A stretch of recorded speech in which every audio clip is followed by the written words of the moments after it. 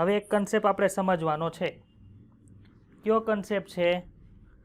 ડીપીડી તમે શીખતા છો. હા, ડીપીડી સમજાવવાનું છે. ચલો, આ શું છે? બીકર. બીકર. બીકરની અંદર હું ભર્યું હતું?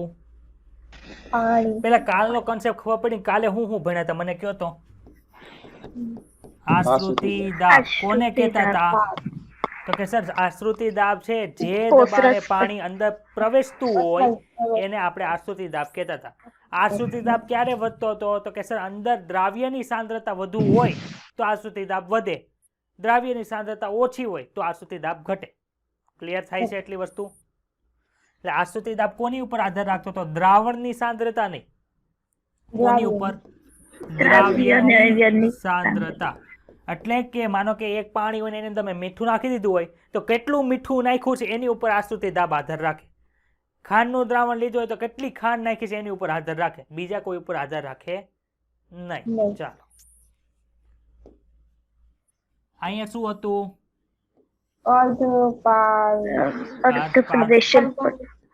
પેલા તો બીજું કઈક હતું ને, હું દોરું છું શું છે? પછી અહીંયા અર્ધ પારદર્શક પડદો હતો. એ બધું ખબર છે, નામ નિદર્શન તમારે કરવાનું. એની અંદર શું ભર્યું હતું? તો કે સર અહીંયા આપણે હવે દ્રાવણ ભરી દઈએ. ધારો કે શર્કરાનું દ્રાવણ છે. કેનું દ્રાવણ છે? શર્કરાનું. ક્યાં સુધી ભરેલું છે? તો કે સર અહીંયા સુધી ભરેલું છે. ને અહીંયા બહારની બાજુએ શું હતું? પાણી હતું. ચાલો, અહીંથી પાણી હવે અંદર પ્રવેશે. શું કામ સર? અહીંયા જલ ક્ષમતા વધુ, અહીંયા જલ ક્ષમતા ઓછી. આથી પાણી ક્યાં જતું હતું? સર અંદર જતું હતું. પાણી અંદર જતું હતું એટલે શું થાય? તો કે સર આ ઊંચાઈ છે ને વધતી જતી હતી, અહીંયા સુધી પહોંચે, ઉપર પહોંચે. એટલું ક્લિયર બધાને? સર એટલું તમને ક્લિયર થઈ ગયું. તો અહીંથી જે દબાણે પાણી અંદર જાય છે એને આપણે આશ્રુતિ દાબ કહેતા હતા. હવે તમે મને એ વાત કહો, અહીંથી પાણી અંદર જાશે એટલે અંદરનું દ્રાવણ કેવું થાય? મંદ થાય કે સાંદ્ર થાય? મંદ થાય. તો અહીંથી જે પાણી પ્રવેશવાનો વેગ છે એ વધે કે ઘટે? વધે. હજી વિચારો, હું બોલું છું ને એની પછી જવાબ દો. ઊંઘમાંથી જાગો ને ટટ્ટાર બેહો, ટીપી નાખીને તો નહીં આવીને. મન થાય એટલે સાહેબ ઘટે. હા તો એમ તો બોલો તો તું વધે હું કામ બોલ્યો પેલા? એટલે બધું મને ખબર જ હોય. એટલે જ થવા મળે પછી. જો ફરીથી બોલું છું, અહીંયા શર્કરાનું દ્રાવણ લીધું, અહીંયા પાણીનું દ્રાવણ લીધું. એટલે શું થાય સર? અહીંયા અંદરની બાજુએ સાઈ ડબલ્યુ એટલે શર્કરાનું દ્રાવણ છે ને, પિંક કલરથી દર્શાવ્યું છે. એ કેવી છે? ઓછી છે. અને આ સાઈ ડબલ્યુ આવા કલરથી છે એટલે પાણી છે. એટલે એ કેવું છે? વધુ છે.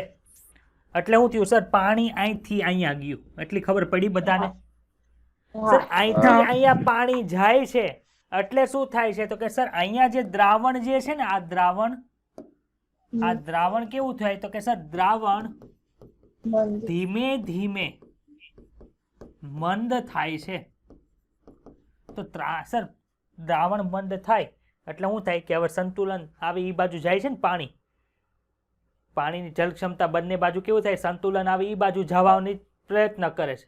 તો અહીંથી પાણી પ્રવેશવાનો વેગ વધે કે ઘટે? ખબર પડી કે ન પડી પ્રશ્ન? ઘટે. હવે જો હિમાંશુ પાસે પેલા એકેય ચોકલેટ નહોતી, મારી પાસે 10 ચોકલેટ હતી. આ ઉદાહરણ યાદ આવ્યું? એટલે હવે હિમાંશુને વધારે ચોકલેટ જોવે છે એટલે મારી પાસેથી ચોકલેટ ખેંચવા આવ્યું. માઇક બંધ રાખવું. એટલે એ મારી પાસેથી ચોકલેટ ખેંચવા આવે છે એટલે શું થાય? એક ચોકલેટ મારી પાસે લઈ ગયો એટલે એની પાસે એક ચોકલેટ થઈ, મારી પાસે 9 થઈ. પછી એની પાસે 2 થઈ, મારી પાસે 8 થઈ. એની પાસે 3 થઈ, મારી પાસે 7. એની ચોકલેટ વધે છે, મારી ચોકલેટ ઘટે છે. એટલે કે બંને સંતુલન થવા તરફ આવ્યું ને. એટલે હવે એની પાસે 3 ચોકલેટ આવી ગઈ એટલે એ છે ને હવે ચોકલેટ ખાવામાં એનું ધ્યાન છે, ચોકલેટ લેવામાં એનું ધ્યાન નથી. એટલે ચોકલેટ આકર્ષવાની વૃત્તિ કેવી થવા મળે છે? હવે ઓછી થવા મળે. એટલે અહીંયા મંદ થવા મળ્યું દ્રાવણ, એટલે કે એની પાસે પાણીની ક્વોન્ટિટી આવવા મળી. તો અંદર પાણી દાખલ થવાનો વેગ પહેલા જેટલો હતો એની કરતા કેવો થઈ ગયો? ઓછો થયો કે ન થાય? તો આશ્રુતિ દાબ વધે ઘટે કે એટલો જ રહે? ઘટે. આશ્રુતિ દાબ વધે ઘટે ઘટે કે એટલો જ રહે? ઘટે હાલો હિમાંશુ કહે છે ઘટે છે. ચાલો બીજા કોઈને કઈ ઓપિનિયન આપવો છે? બોલો બોલો જલ્દી ક્વિક. ઘટે ઘટે હા હું તો હિરલ ઘટે કહે છે. ચાલો તુષાર? ઘટે. હાલ ઈ ઘટે. સુરભી? ઘટે ઓકે. પ્રકાશ? પ્રકાશને નહીં ખબર પડતી હોય, પ્રકાશને પછી સમજાવીને કે ચાલો. પિનલ? હીરવા? ઘટે અને સંતોષ? સંતોષ ઘટે વધે કે એમનેમ રહે? હાલો કાંઈ નહીં, એનો અવાજ નથી આવતો. હવે મને એમ કહો, મેં આની અંદર 1 મોલ સુક્રોઝનું દ્રાવણ, અરે સોરી 1 મોલ સુક્રોઝ નાખી હોય, 1 મોલ એટલે 180 ગ્રામ સુક્રોઝ નાખી હોય, તો આમાં ગમે એટલું પાણી હોય જાય, 1 મોલની 2 મોલ થાય કે અડધો મોલ થઈ જાય કોઈ દિવસ? ના જેટલી નાખી છે એટલી જ દ્રાવ્યની સાંદ્રતા રહી છે ને. માનો કે 1 મોલ નાખી તો 1 ને 1 મોલ રહી, તો દ્રાવ્યની સાંદ્રતા ફરતી નથી, તો આશ્રુતિ દાબ કોઈ દિવસ ફરે? નહીં તો તમે કેમ બોલતા હતા ઘટે ઘટે એમ? સમજા પડી? હા તો સર અહીંયા ઘટે છે, પાણીનો વેગ અંદર જવાનો ઘટે છે, એ અમને ખબર છે. તો ઘટે છે એ શું છે? એ ડીપીડી છે. ખબર પડી? ડીપીડી ક્યારે વધારે હતું? પાણી અંદર જવાનો વેગ ક્યારે વધુ હતો? તો કે સર જ્યારે અહીંયા સાંદ્રતા વધુ હતી ને ત્યારે. ખબર પડી? સાંદ્રતા વધુ હતી ત્યારે શું હતું? પણ ઝડપથી પાણી જતું. હવે સાંદ્રતા એટલે કે ત્યાં મંદ દ્રાવણ થવા માંડ્યું. સાંદ્ર દ્રાવણ હતું, ડીપીડી વધુ હતો. હવે મંદ દ્રાવણ થવા માંડ્યું એટલે શું થઈ ગયું? તો કે સર ત્યાં ડીપીડી ઘટે છે. પરંતુ આશ્રુતિ દાબ ઘટતો કે વધતો નથી. એ તો કોની ઉપર આધાર રાખે છે? દ્રાવ્યની સાંદ્રતા ઉપર, દ્રાવણની સાંદ્રતા નથી. કન્સેપ્ટ ક્લિયર થયો કે નથી થતો? હા ખબર પડી? ક્લિયર હા ચાલો હજી એક વસ્તુ, એટલા અંદર થયો હશે ને તો જ ખબર પડશે. નકર હમણાં હાથોડા પડશે મગજ ઉપર હમણાં હાથોડા પડવા મળશે. ડીપીડી બરાબર -ψw થાય. એટલે કે જો ડીપીડી વધુ હોય તો જલ ક્ષમતા ઓછી હોય, ને જો જલ ક્ષમતા વધુ હોય તો ડીપીડી ઓછી હોય. બે એકબીજાના વ્યસ્ત છે. હાલો આના ઉપરથી મને કયો, આના ઉપરથી મને જવાબ આપો. જલ ક્ષમતા પ્રમાણે તમને પૂછવું હોય કે પાણીનું વહન ક્યાંથી ક્યાં થાય, તો કે સર જલ ક્ષમતા પ્રમાણે વધુ જલ ક્ષમતાથી ઓછી જલ ક્ષમતા તરફ પાણીનું વહન થાય. એટલું ખબર છે બધાને? હા તો ડીપીડી માં શું હશે? એનું ઊંધું હશે કે નહીં હોય? હા શું હશે? ઓછી ડીપીડી થી વધુ ડીપીડી હોય ત્યાં પાણીનું વહન થાય. હા એટલું ક્લિયર થાય છે? ચાલો હા એક્ઝામ્પલ આપો સર. આ એ કોષ છે, એની બાજુમાં બી કોષ છે. આની જલ ક્ષમતા ψw છે.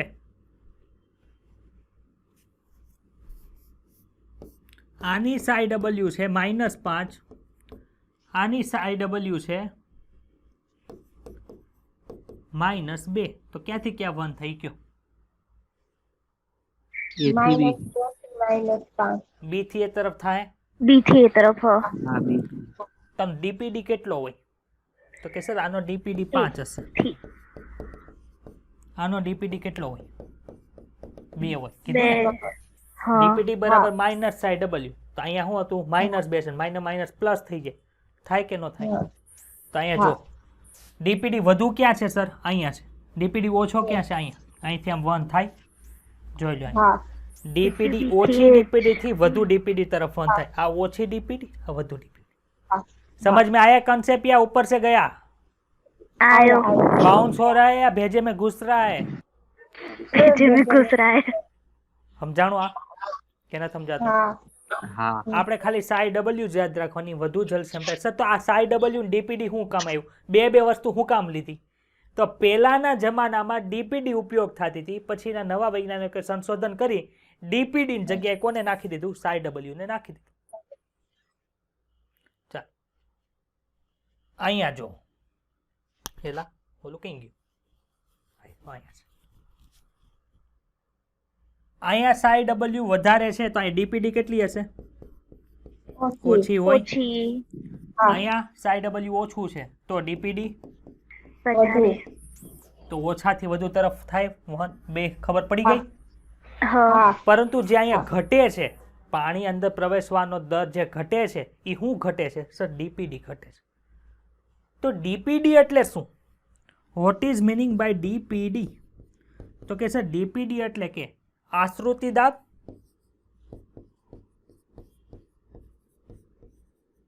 માઇનસ અહીંયા આપણે કીધું હતું કોષની અંદર કોષ દિવાલ દ્વારા જેની ઉપર દબાણ લાગે એને શું કહેતા હતા? દાબ ક્ષમતા. યાદ આવે છે કઈ ને કે નથી આવતું? દાબ દાબ ક્ષમતા. ક્ષમતા. જો આશ્રુતિ દાબ તો કેવો હોય? અચળ જ હોય. એ તો આપણને ખબર છે. હવે જો એક ચીમડાઈ ગયેલો કોષ છે અહીંયા છે ને પાછળ લખો એટલે તમને છે ને થોડીક વધારે ખબર પડશે ને કે બધો ખીચડો થઈ જાય બધાને. ચાલો ડીપીડી બરાબર હું સૂત્ર લખ્યું તું મેં? માઇનસ આશ્રુતિ ક્ષમતા માઇનસ દાબ ક્ષમતા. થયું. આશ્રુતિ ક્ષમતા અને આશ્રુતિ દાબ બંને અલગ અલગ વસ્તુ છે મારી બેન. એટલે તમે પ્લસ માઇનસ કરશો બધો ઢગલો થઈ જાય એટલે બરોબર બોલો. આશ્રુતિ દાબ માઇનસ દાબ ક્ષમતા. ક્લિયર એટલી વસ્તુ? ચાલો આ એક કોષ દિવાલ છે. શું છે? ચીમડાઈ ગયેલો કોષ છે એટલે એની અંદર પડ્યો આ નાનો એવો કોષ છે જેને કોષ કહેતા હતા આપણે. આ એનું કોષરસ પટલ છે. યાદ આવે છે આવું કઈ કે નથી યાદ આવતું? હા આને મેં ક્યાં નાખી દીધો? આપ્યો ક્યાં નાખી દીધો? આપ્યો સાથે સાથે જવાનું. અધો સાંદ્ર દ્રાવણની અંદર નાખી દીધો. અધો સાંદ્ર દ્રાવણની અંદર નાખી દીધો. ચાલો પાણી ક્યાંથી ક્યાં જાય? બીકરમાંથી કોષ. હે બીકરમાંથી કોષની અંદર જાય. હા અહીંયા આશ્રુતિ દાબ છે એ કોની ઉપર આધાર રાખશે? તો કે સર કોષની અંદર જે કોષરસ પટલ દ્વારા જે ઘેરાયેલો બધો જે ધાની રસ હતો કોષરસ હતો એમાં જે સાંદ્રતા હશે એની ઉપર આધાર રાખશે ને આશ્રુતિ દાબ. હા ખબર પડી? એટલે આશ્રુતિ દાબ તો કોઈ દિવસ ઓલું થવાનું નથી. હવે તમે મને કહો આપણે જેમ થીસલ ફનેલની અંદર જેમ જેમ દ્રાવણ મંદ થતું હતું એમ ડીપીડી ઘટતો હતો. ખબર છે? તો ત્યાં ડીપીડી હું કામ ઘટતો હતો નહીં તમને કહું. હવે આમાં એક કોષની અંદર પાણી અંદર જાય કે ન જાય કયો તો મને? જવા મળે? હા સર પાણી તો જવા મળ્યું પણ હું જવા જ રાખશે જાય જાય. અત્યારે કોષ આવો છે એ પછી અહીંથી દબાણ લાગીને આવો ફૂલી જાય. આવો ફૂલી જાય પછી શું થાય? તો કે સર આ છે ને આની ઉપર દબાણ લગાડશે એટલે કે આશ્રુતિ દાબ તો અહીં અચળ રહી છે. માનો કે 10 હોય તો એ 10 નો 10 જ રહે. પરંતુ પેલા દિવાલ ઉપર લાગતી ક્ષમતા કેટલી હતી? તો કે સર ચીમડાઈ ગયેલો કોષ એટલે 0 હતી. પછી જેમ જેમ અંદર પાણી જવા માંડ્યું એટલે 1 આવે 2 આવે 3 આવે 4 આવે 5 આવે 6 આવે 7 આવે. વધે કે ન વધે? અહીંયા અંદર લાગતું દબાણ વધે કે ન વધે? ધીમે ધીમે જેમ જેમ પાણી અંદર જાય એમ. તો પાણી જેમ જેમ અંદર જશે એટલે આપણે તમે અહીંયા માનો કે અત્યારે 1 છે. માનો કે અત્યારે દાબ ક્ષમતા કેટલી છે? 1 છે. તો ડીપીડી કેટલું થાય? તો કે સર ડીપીડી 10 - 1 બરાબર 9 થયું. પહેલા હતું એને કરતા ઘટ્યું. હવે શું થયું? પાણી વધુ ગયું તો અહીંયા દાબ ક્ષમતા 1 ની જગ્યાએ 5 થઈ ગઈ. તો શું થાય? 10 - 5 = 5. ડીપીડી ઘટ્યો કે ન ઘટ્યો? એટલે કે પાણી અંદર જવાનો દર ઘટ્યો કે ન ઘટ્યો? ખબર પડી હું કામ ઘટે છે? આ સૂત્ર સમજાણું કે ન સમજાણું? સર આવું એનસીઆરટીમાં ન થયું પણ પહેલાના વર્ષોની અંદર નીટની અંદર પૂછાઈ ગયું છે એટલે આપણે કરી નાખ્યું એટલે આપણે સેફ થઈ ગયા. ઓકે કોઈને કઈ ડાઉટ છે આ કન્સેપ્ટમાં? ચલો એટલું ક્લિયર?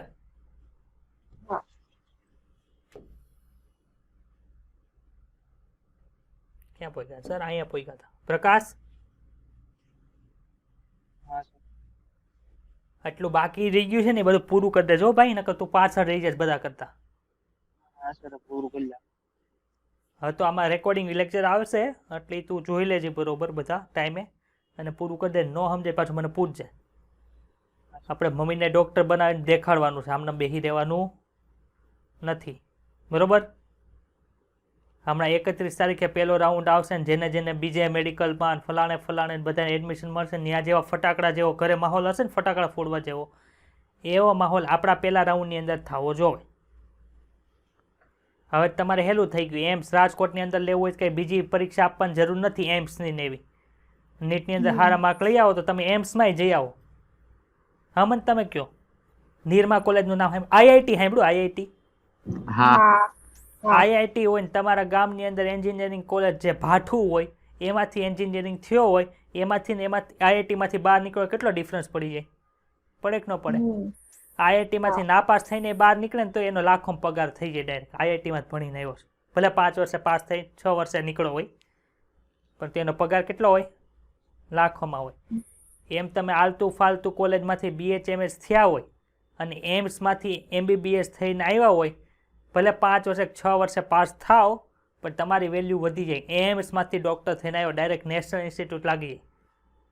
ખબર છે? ખબર પડી? એટલે તમારા માટે બહુ હેલું થઈ ગયું. 680 690 લઈ એટલે ડાયરેક્ટ એમ્સ રાજકોટ. એમ્સ એ ભલે પછી રાજકોટની હોય, દિલ્હીની હોય કે બીજા બધા રાજ્યની હોય. કહેવાય કઈ સેન્ટ્રલ ઇન્સ્ટિટ્યૂટ કહેવાય. ગુજરાત સરકારનું એમાં કંઈ આવે નહીં. બધું કોનું આવે? કેન્દ્ર સરકારનું લાગુ પડે નહીં. ઓલા બધા કેમ ચોટલી દોરી ઉપર બાંધીને વાંચતા હોય આઈઆઈટીમાં જવાતું, જી ક્વોલિફાય કરવાની, જી એડવાન્સ ક્વોલિફાય કરવાની, ત્યારે આઈઆઈટી મળે. આપણે તો સિમ્પલ એક જ એક્ઝામ દેવાની. બીજે મેડિકલમાં જે એડમિશન લેવા માટે જે એક્ઝામ આપવાની એની એક્ઝામ આમાં આપવાની, સારા માર્ક લેવા ત્યાં આવી જાઓ તો લાઈફ આખી સેટલ થઈ જાય ને. એમાં પછી બોન્ડ એવા કંઈ ભરવાના આવે નહીં. એ બહુ સારું થઈ જાય. બરોબર, ચાલો આગળ વધીએ. કેટલીક વનસ્પતિમાં પાણી અને ખનિજોના શોષણ માટે કેટલીક વધારાની રચનાઓ સંકળાયેલી હોય છે. કેવી? સર આપણે માઇકોરાઇઝા નામ સાંભળ્યું તો યાદ આવે છે 3જા ચેપ્ટરની અંદર. શું માઇકોરાઇઝા કોને યાદ છે? સહજીવન ફૂગનું પણ કોની આરે? ત્રિઅંગી આરે, અનાવૃત બીજધારી આરે હતું. ત્રિઅંગી આરે નહોતું. સોરી, પાઇનસરે કીધું હતું ને. શું કરતું હતું? ફૂગ છે શોષણમાં મદદરૂપ થતી હતી. લાઇકેન છે તો લાઇકેનમાં લીલ સાથે ફૂગ આવે છે, એ પણ શોષણની અંદર મદદરૂપ થતી હતી. ખબર છે? તો એ પણ શું કરે છે? ખનિજોના એના શોષણની અંદર મદદરૂપ થાય છે. તો કે હા સર થાય છે. તો અહીંયા લખ્યું છે જો વધારાની રચનાઓ જે સંકળાયેલી છે. કઈ રચનાઓ? તો કે સર માઇકોરાઇઝા મૂળની સાથે ફૂગનું સહજીવન ધરાવે છે. ફૂગના જે કવક તંતુ ખબર છે ને બધાને કોને કહેવાય? કવક તંતુ એ નવા મૂળની આસપાસ જાળી જેવી રચના બનાવે છે અથવા તો તે મૂળના કોષોની અંદર પણ પ્રવેશ કરી જાય. કવક તંતુનો એક મોટો સપાટીય વિસ્તાર હોય છે જે ભૂમિમાંથી ખનિજ આયનો તેમજ પાણીને મૂળ કરતાં વધારે પ્રમાણમાં શોષી શકે છે. માનો કે અહીંયા ફૂગ આવી ગઈ, એટલે અહીંયા ફૂગ બેસી ગઈ છે, એ શું કરશે? અહીંથી પાણી શોષીને આમાં નાખી દેશે. એટલે મૂળને પાણી શોષવાનું કામ કરવાનું નહીં, એ ખાલી પોગાડવામાં મદદ કરે. બાકી શોષી કોણ નાખે? ફૂગ. તે ફૂગ મૂળને પાણી તેમજ ખનિજ તત્વો આપે છે અને તેના બદલે મૂળ જે માઇકોરાઇઝા છે એને શર્કરા એટલે કે જે ખોરાક બનાવી અને નાઇટ્રોજનયુક્ત સંયોજન એમિનો એસિડ ને એવું બધું બનાવીને આપશે. કેટલીક વનસ્પતિઓને માઇકોરાઇઝા સાથે અવિભાજિત સંબંધ હોય છે. શું કામે? અવિભાજિત સંબંધ એટલે કે બંનેને અલગ ન પાડી શકો. જો બંનેને અલગ પાડી દો તો બીજ છે અંકુરણય ન પામે અને વનસ્પતિ જીવી ન. માનો કે હું તમને બાયોલોજી ભણાવું છું, હું કહી દઉં કે હું બાયોલોજી ભણાવીશ જ નહીં, તમારા હાથે કરવાનું. તો જેટલા કન્સેપ્ટ અહીંયા ક્લિયર થાય છે એટલા ક્લિયર થાય નહીં. ખબર પડી? એમ શું કામ કે તમને તો હવે શું થયું કે તમારે ખાલી તૈયારી કરવાની રહી, પણ કેની તૈયારી કરવાની થઈ? તો કે સર તમે જે ભણાવો કન્સેપ્ટ ક્લિયર કરાવો ને એની તૈયારી કરવાની રહી. હું ભણાવું જ નહીં તો તમારે કન્સેપ્ટ શું છે એ પહેલાં સમજવો પડે. હાથે નાથે માથાકૂટ કરીને એ સાચો છે ખોટો એ શંકા રહે કે આ હું કન્સેપ્ટ તો સમજું છું મારી રીતે, સાચો છે ખોટો એવી શંકા રહી અને એની તૈયારી કરવામાં બહુ સમય વયો છે. એવી જ રીતે કવક મૂળ જે હોય એટલે કે માઇકોરાઇઝા જે છે એમાં શું થાય છે? તો કે સર માઇકોરાઇઝામાં ફૂગ છે એને પાણી શોષીને આપી દે એટલે સ્પીડની અંદર કામ થાય છે.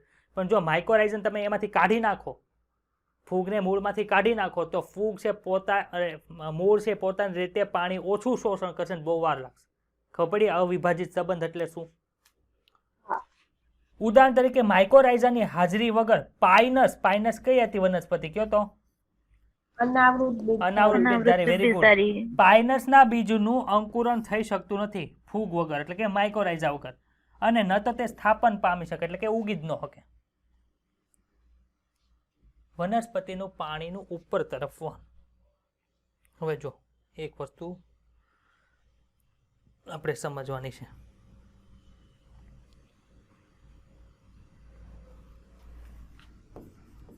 વોટર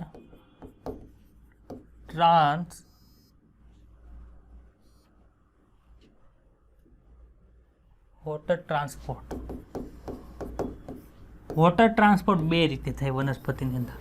કઈ રીતે? સ્ટાર બ્લરિંગ થાય છે એટલે હા તો બહુ કરી ભાઈ આ તો થઈ ગયું. હા, વોટર ટ્રાન્સપોર્ટ બે રીતે થાય. કેમ દ્વારા? તો કે સર મોટરને માંથી આપણે પાણીને ધક્કો મારીએ ને, કેમ ટાંકામાં પાણી ચડાવવા માટે ધક્કો મારીએ એવી રીતે. એટલે કે ધનાત્મક ઋણાત્મક. શું? ધનાત્મક અને ઋણાત્મક. ધનાત્મક દાબ દ્વારા અથવા તો ઋણાત્મક દાબ દ્વારા. પણ આપણે ભણી ગયા કે ધનાત્મક દાબ દ્વારા જે થાય છે એ કેવું હશે? તો કે સર બધી વનસ્પતિમાં થતું નથી, કેમ કે મોટર તો બધી વનસ્પતિમાં તો હોય જ નહીં.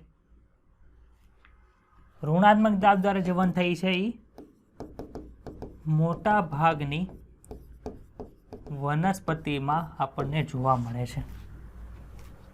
ચાલો, ધનાત્મક દાબ છે એ ઉત્પન્ન કેવી રીતે થાય ને કઈ વનસ્પતિમાં હોય? તો કે સર નાની વનસ્પતિમાં જોવા મળે.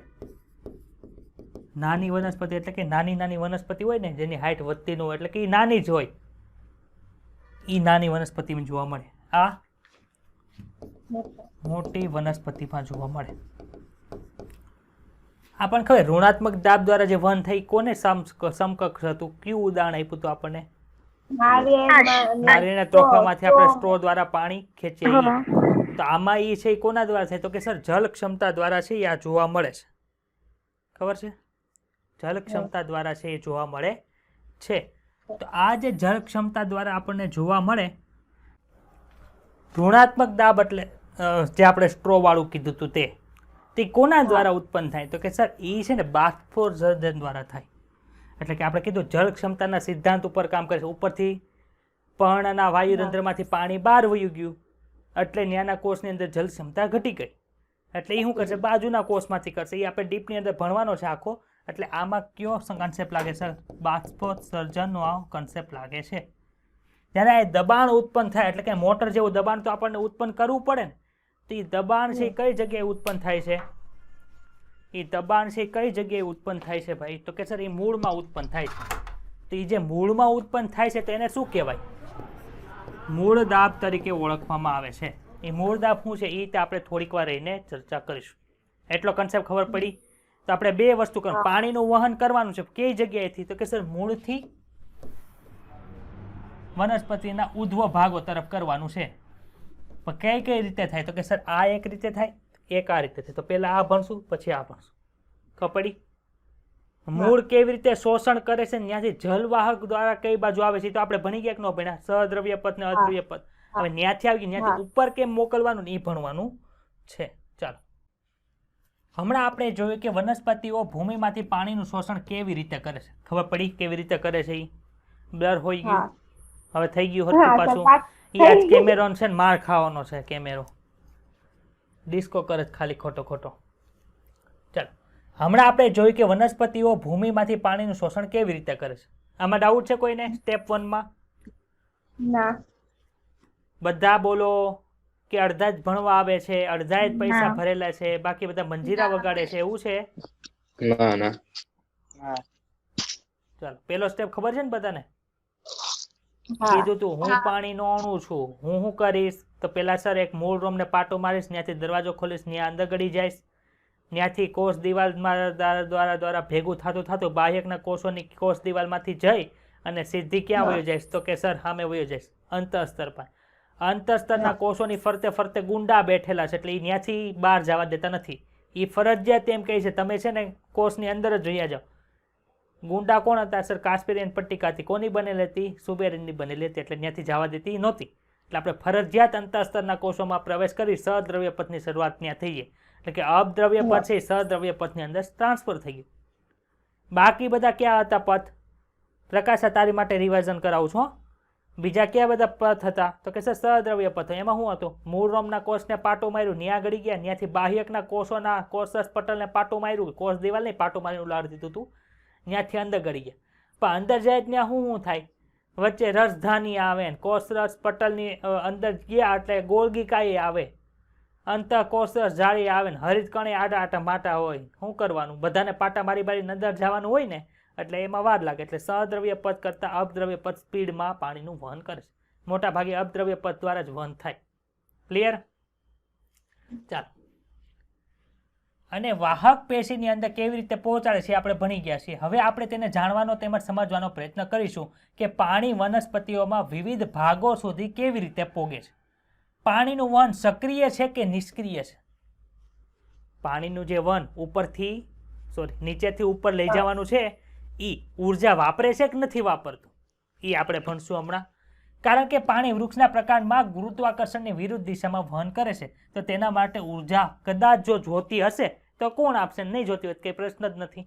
ચાલો, મૂળ દાબ પહેલો પ્રશ્ન આપણે કહ્યું જોયું હતું ને હમણાં, પોઝિટિવ ધનાત્મક દાબ વાળું. એ જેવી રીતે ભૂમિના વિભિન્ન આયન સક્રિય રીતે મૂળની વાહક પેશીઓમાં વહન પામે છે તેવી રીતે આ ક્રિયા જલ ક્ષમતાના ઢાળને આધારે થાય છે. એટલે શું?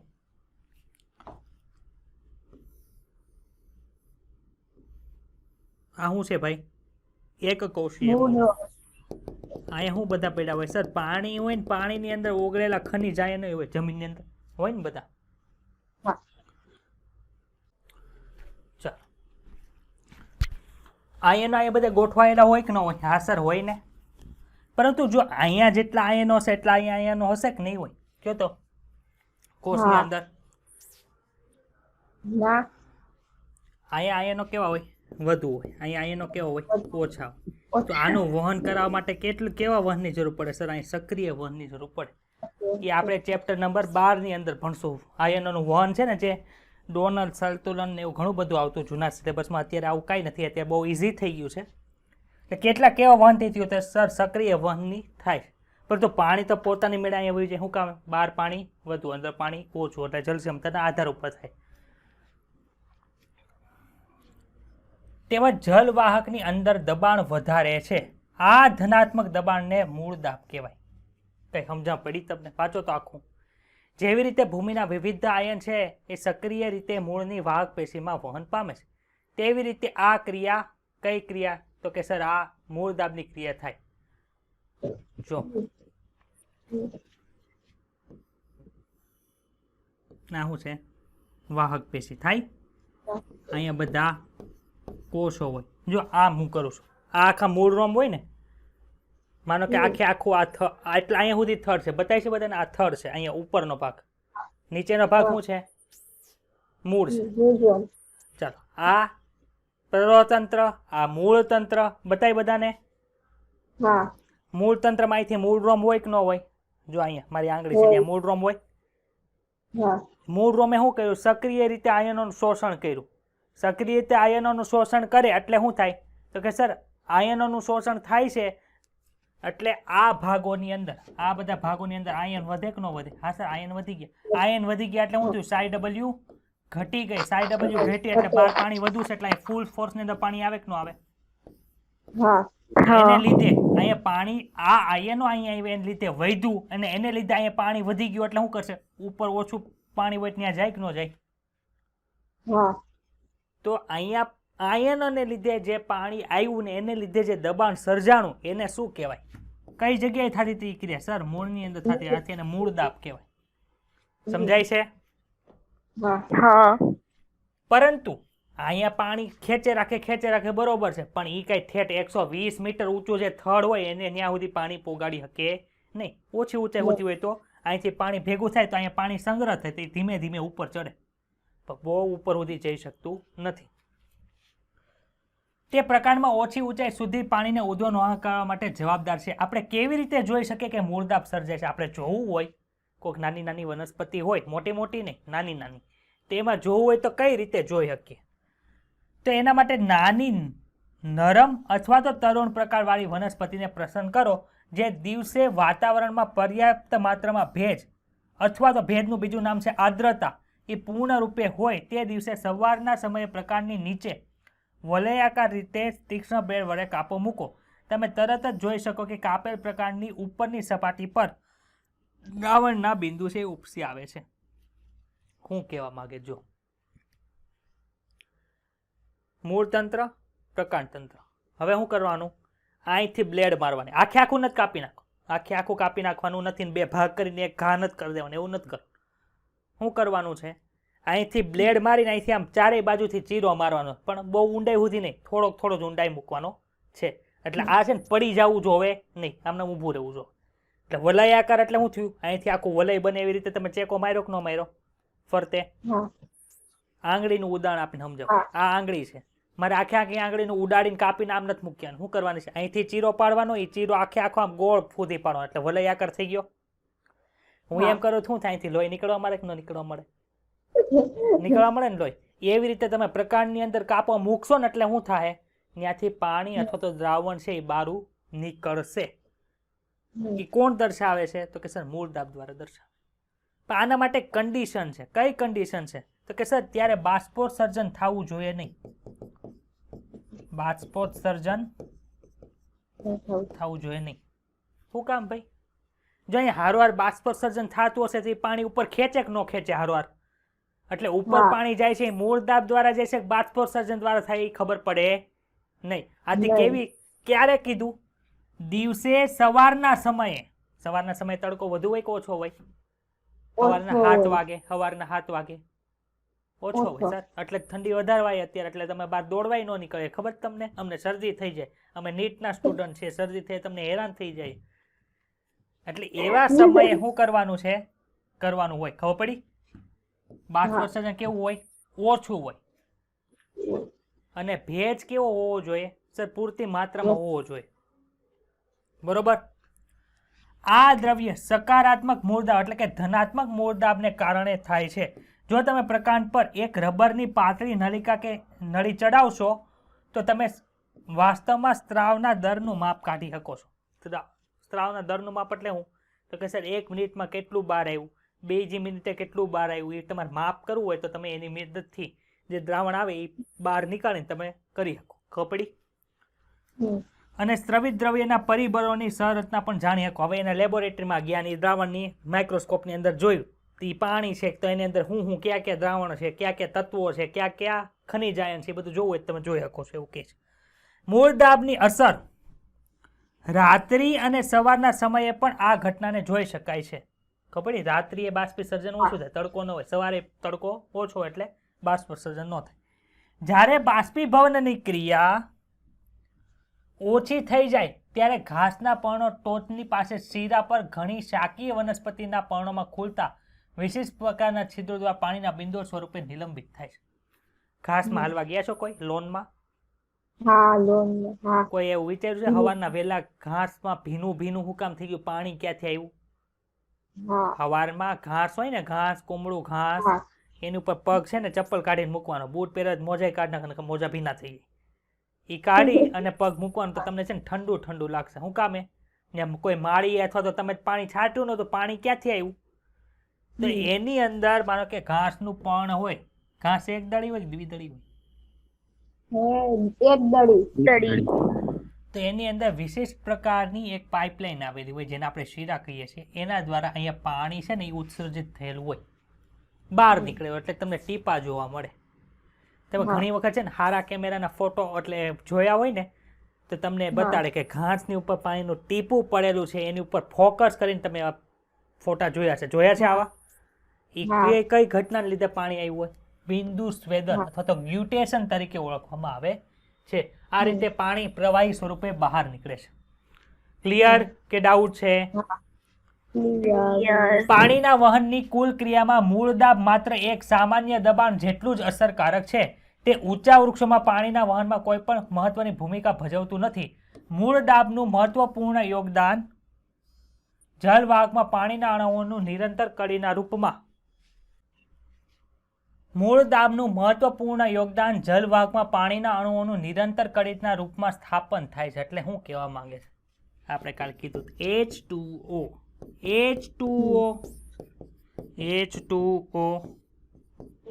H2O આવું હતું. બધા એકબીજા સાથે જોડાયેલા હોય ક્યાં બળથી? સંલગ્ન બળથી. એટલે આખી કડીના સ્વરૂપમાં આખો સ્તંભ છે એ થાય છે. મોટે ભાગે બાષ્પોત્સર્જન દ્વારા ઉત્પન્ન થતા તણાવને કારણે તૂટી જાય. માનો કે મૂળ દાબ છે એ આ વનસ્પતિમાં જોવા મળે ને, દિવસે બાષ્પોત્સર્જન જોવા મળે ને, બાષ્પોત્સર્જન લીધે પાણી વધુ ખેંચાઈ ગયું હોય તો આ કડી એકબીજાથી તૂટી જાય. પાછી ભેગી કોના દ્વારા થાય? સર મૂળ દાબ દ્વારા પાછી ભેગી થાય. ખબર પડી? એવી રીતે મોટે ભાગે પાણીનું વહન કરવામાં મૂળ દાબનો કોઈ અર્થ રહેતો નથી. મોટા ભાગની વનસ્પતિઓને બાષ્પોત્સર્જન દ્વારા ખેંચાણ બળ કે શોષક દાબના દ્વારા વહનની જરૂરિયાતોને પૂર્તિ કરવામાં આવે છે. આ ખેંચાણ બળ અથવા તો શોષક દાબ કોને કહેવાય? ખબર પડી? જે આપણે ઓલામાં સાંદ્રતા વધુ સાંદ્રતા ઓછી પાણી ત્યાંથી આમ જાતું હતું એને શું કહેતા હતા? શું કહેતા? આશ્રુતિ દાબ કહેતા હતા. પણ જે ખેંચે છે એને શું કહેતા હતા? શોષક દાબ કહેતા હતા. યાદ આવ્યું? આશ્રુતિ દાબ બરાબર માઇનસ શોષક દાબ, બંનેની સંજ્ઞા કેવી હોય? વિરુદ્ધ હોય. હિમાંશુ સમજાય છે ને? ચાલો બીજું કયું ભણવાનું છે તો કે સર બાષ્પોત્સર્જન દ્વારા ઉત્પન્ન થતું ખેંચાણ બળ, એટલે કે ઉપરથી કોઈ ખેંચતું હોય એવું, જેમ આપણે સ્ટ્રોમાં ઉપરથી ખેંચીએ છીએ ને પાણી એવી રીતે. તો જો આ તમારે સમજવું હોય તો બાષ્પોત્સર્જનની ક્રિયા ભણવી પડે કે ન ભણવી પડે? હા સર ભણવી પડે. બાષ્પોત્સર્જનની ક્રિયા ભણવી હોય તો એમાં કોણ મહત્વનો ભાગ ભજવે? સર વાયુરંધ્ર ચેપ્ટર નંબર 6 માં અમે થોડુંક ભણ્યા હતા એ આવશે હમણાં. ક્લિયર? આગળની 5 મિનિટમાં આખો ટોપિક ક્લિયર. હા તમારો. પ્રાણીઓની જેમ વનસ્પતિઓમાં હૃદય કે પરિવહન તંત્ર હોતું જ નથી. તેમ છતાં જલવાહકના માધ્યમ દ્વારા પાણીનું ઉર્ધ્વ વહન પર્યાપ્ત ઊંચા દરથી લગભગ કેટલી સ્પીડથી થાય છે? જો 15 મીટર પ્રતિ કલાક સુધી થઈ શકે છે. એટલે કે 1 કલાકમાં 15 મીટર સુધી પાણી ઉપર ચડી જાય. ખબર પડી? તે ગતિ કેવી હોય છે ભાઈ? કેવા પ્રકારની ગતિ હોય? સક્રિય હોય કે નિષ્ક્રિય હોય? કયા માધ્યમથી કેવા માધ્યમથી કાર્ય થાય છે? તે એક વિશિષ્ટ પ્રશ્ન છે જે આજ સુધી પ્રશ્ન છે. વૈજ્ઞાનિકોને બહુ ડીપની અંદર ખબર નથી, પરંતુ સંશોધન થાય રાખે એટલે ધીમે ધીમે એના આન્સર મળે રાખે. વનસ્પતિઓ દ્વારા પાણી ઉપરની તરફ ધકેલાય છે અથવા તો ઉપરની તરફ ખેંચાય છે. ધકેલાય છે એટલે શું? ધક્કો મારો છો. કોણ ધક્કો મારે? મૂળ દાબ ધનાત્મક. ઉપરની તરફ ખેંચે છે નારિયેળની સ્ટ્રો વાળું એટલે ઋણાત્મક દબાણ. મોટા ભાગના સંશોધનકર્તાઓ સહમત થયેલ છે કે વનસ્પતિઓ દ્વારા પાણી મુખ્યત્વે ઉપર તરફ ખેંચવામાં આવે છે. ધક્કો મારવામાં આવતો નથી. શું કરવામાં આવે છે? ખેંચવામાં આવે છે. અને આની સંચાલન શક્તિ પર્ણોમાં બાષ્પોત્સર્જનની ક્રિયાના પરિણામ રૂપે પ્રાપ્ત થાય છે. અને પાણીના વહન માટે આ જે આખો સિદ્ધાંત છે ને, જે પાણી ઉપરથી ખેંચે છે, બાષ્પોત્સર્જન થાય એટલે ત્યાં જલ ક્ષમતા ઘટી, પાછી બાજુના કોષમાંથી પાણી લીધું, આખો જે સિદ્ધાંત છે એને શું કહેવાય? સંલગ્ન તણાવ બાષ્પોત્સર્જન ખેંચાણ મોડલ તરીકે ઓળખવામાં આવે છે. આ વર્ડ યાદ રાખજો. સંલગ્ન બળ હોય કે ન હોય પાણીના અણુ વચ્ચે આપણે જોયું હતું. હા સર જોયું હતું. તણાવ એટલે ઉપરથી ખેંચે છે. એ તણાવ કોને લીધે થયું તો કે સર બાષ્પોત્સર્જનને લીધે થયું, એને લીધે ખેંચ્યું. તો આખો સિદ્ધાંત નામ છે સંલગ્ન તણાવ બાષ્પોત્સર્જન ખેંચાણ મોડલ સ્વરૂપે રજૂ કરવામાં આવે છે. પરંતુ આ બાષ્પોત્સર્જન ખેંચાણ કેવી રીતે સર્જાય છે હવે આપણે ભણવાના છીએ. વનસ્પતિઓમાં પાણી કેવું હોય છે? અસ્થાયી હોય. આપણે ભણ્યા હતા ને કે પાણી મોટા ભાગનું રહેતું નથી. ક્યાં વયું જાય? બાષ્પોત્સર્જન થઈ જાય છે. જેટલું જોવે એટલું રાખે, બાકી બધું ઉડાડી દે. એટલે કેવું છે? અસ્થાયી છે. પ્રકાશ સંશ્લેષણ તેમજ વૃદ્ધિ માટે પર્ણોમાં પડતું પાણી એ કુલ પાણીના 1% પણ ઓછા પ્રમાણમાં છે. એટલે કે માનો કે તમે 100 ml પાણી ચડાવ્યું હોય, તેમાંથી ઉપયોગમાં કેટલું આવે? સર 1 ml કે એની કરતાં ઓછું આવે, બાકી 99 ml તો ઉડી જાય. ખબર પડી? પાણીનું વધુ પ્રમાણ પર્ણોના વાયુરંધ્ર કે પર્ણરંધ્ર દ્વારા બાષ્પ સ્વરૂપે ઉડી જાય છે. પાણીનું આ રીતે બાષ્પ સ્વરૂપે જે ઉત્સર્જન થાય છે એને બાષ્પોત્સર્જન કહેવાય. ક્લિયર? ડાઉટ? હા Clear. અગાઉના ધોરણમાં બાષ્પોત્સર્જનનો અભ્યાસ એક તંદુરસ્ત કે સ્વસ્થ વનસ્પતિને પોલિથીનની કોથળીમાં રાખીને અને તે કોથળીની અંદરની સપાટી પર પાણીના સૂક્ષ્મ અથવા તો નાના નાના ટીપાઓ બાજી ગયા હોય તમે જોયું છે. અને તમે પર્ણમાંથી પાણીની દૂર થવાની ક્રિયા કોબાલ્ટ ક્લોરાઇડના કાગળના ટુકડા દ્વારા પણ કરી શકો છો, જેનો રંગ પાણીનું શોષણ કરવાથી બદલાઈ જાય છે. દૂધિયા પાણીનો પ્રયોગ હોતે આવતો, ખબર છે? નાના હતા ત્યારે હા એ પ્રયોગ ને આ પ્રયોગ બે સિમિલર છે. ક્લિયર કે ડાઉટ છે? હા ચાલો હવે આપણે ભણવાનું છે બાષ્પોત્સર્જનની પ્રક્રિયા છે કેવી રીતે થાય છે તે. આ ચાર્ટમાં સમજણ પડી બધાને? હવે આ પહેલું હા. મૂળદાબ વાળું અને આ બસ બીજું બાષ્પોત્સર્જન. બાષ્પોત્સર્જન વાળું. તો હવે બાષ્પોત્સર્જનની ક્રિયા આપણે ભણવાની છે.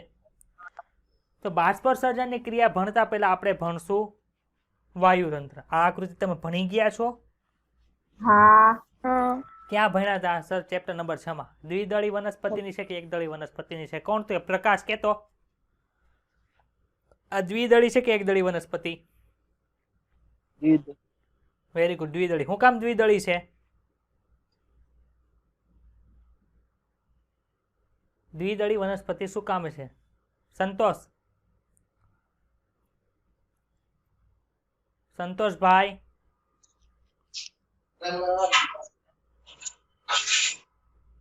નથી અવાજ આવતો. હીરવાબેન, આ દ્વિદળી વનસ્પતિ શું કામ છે?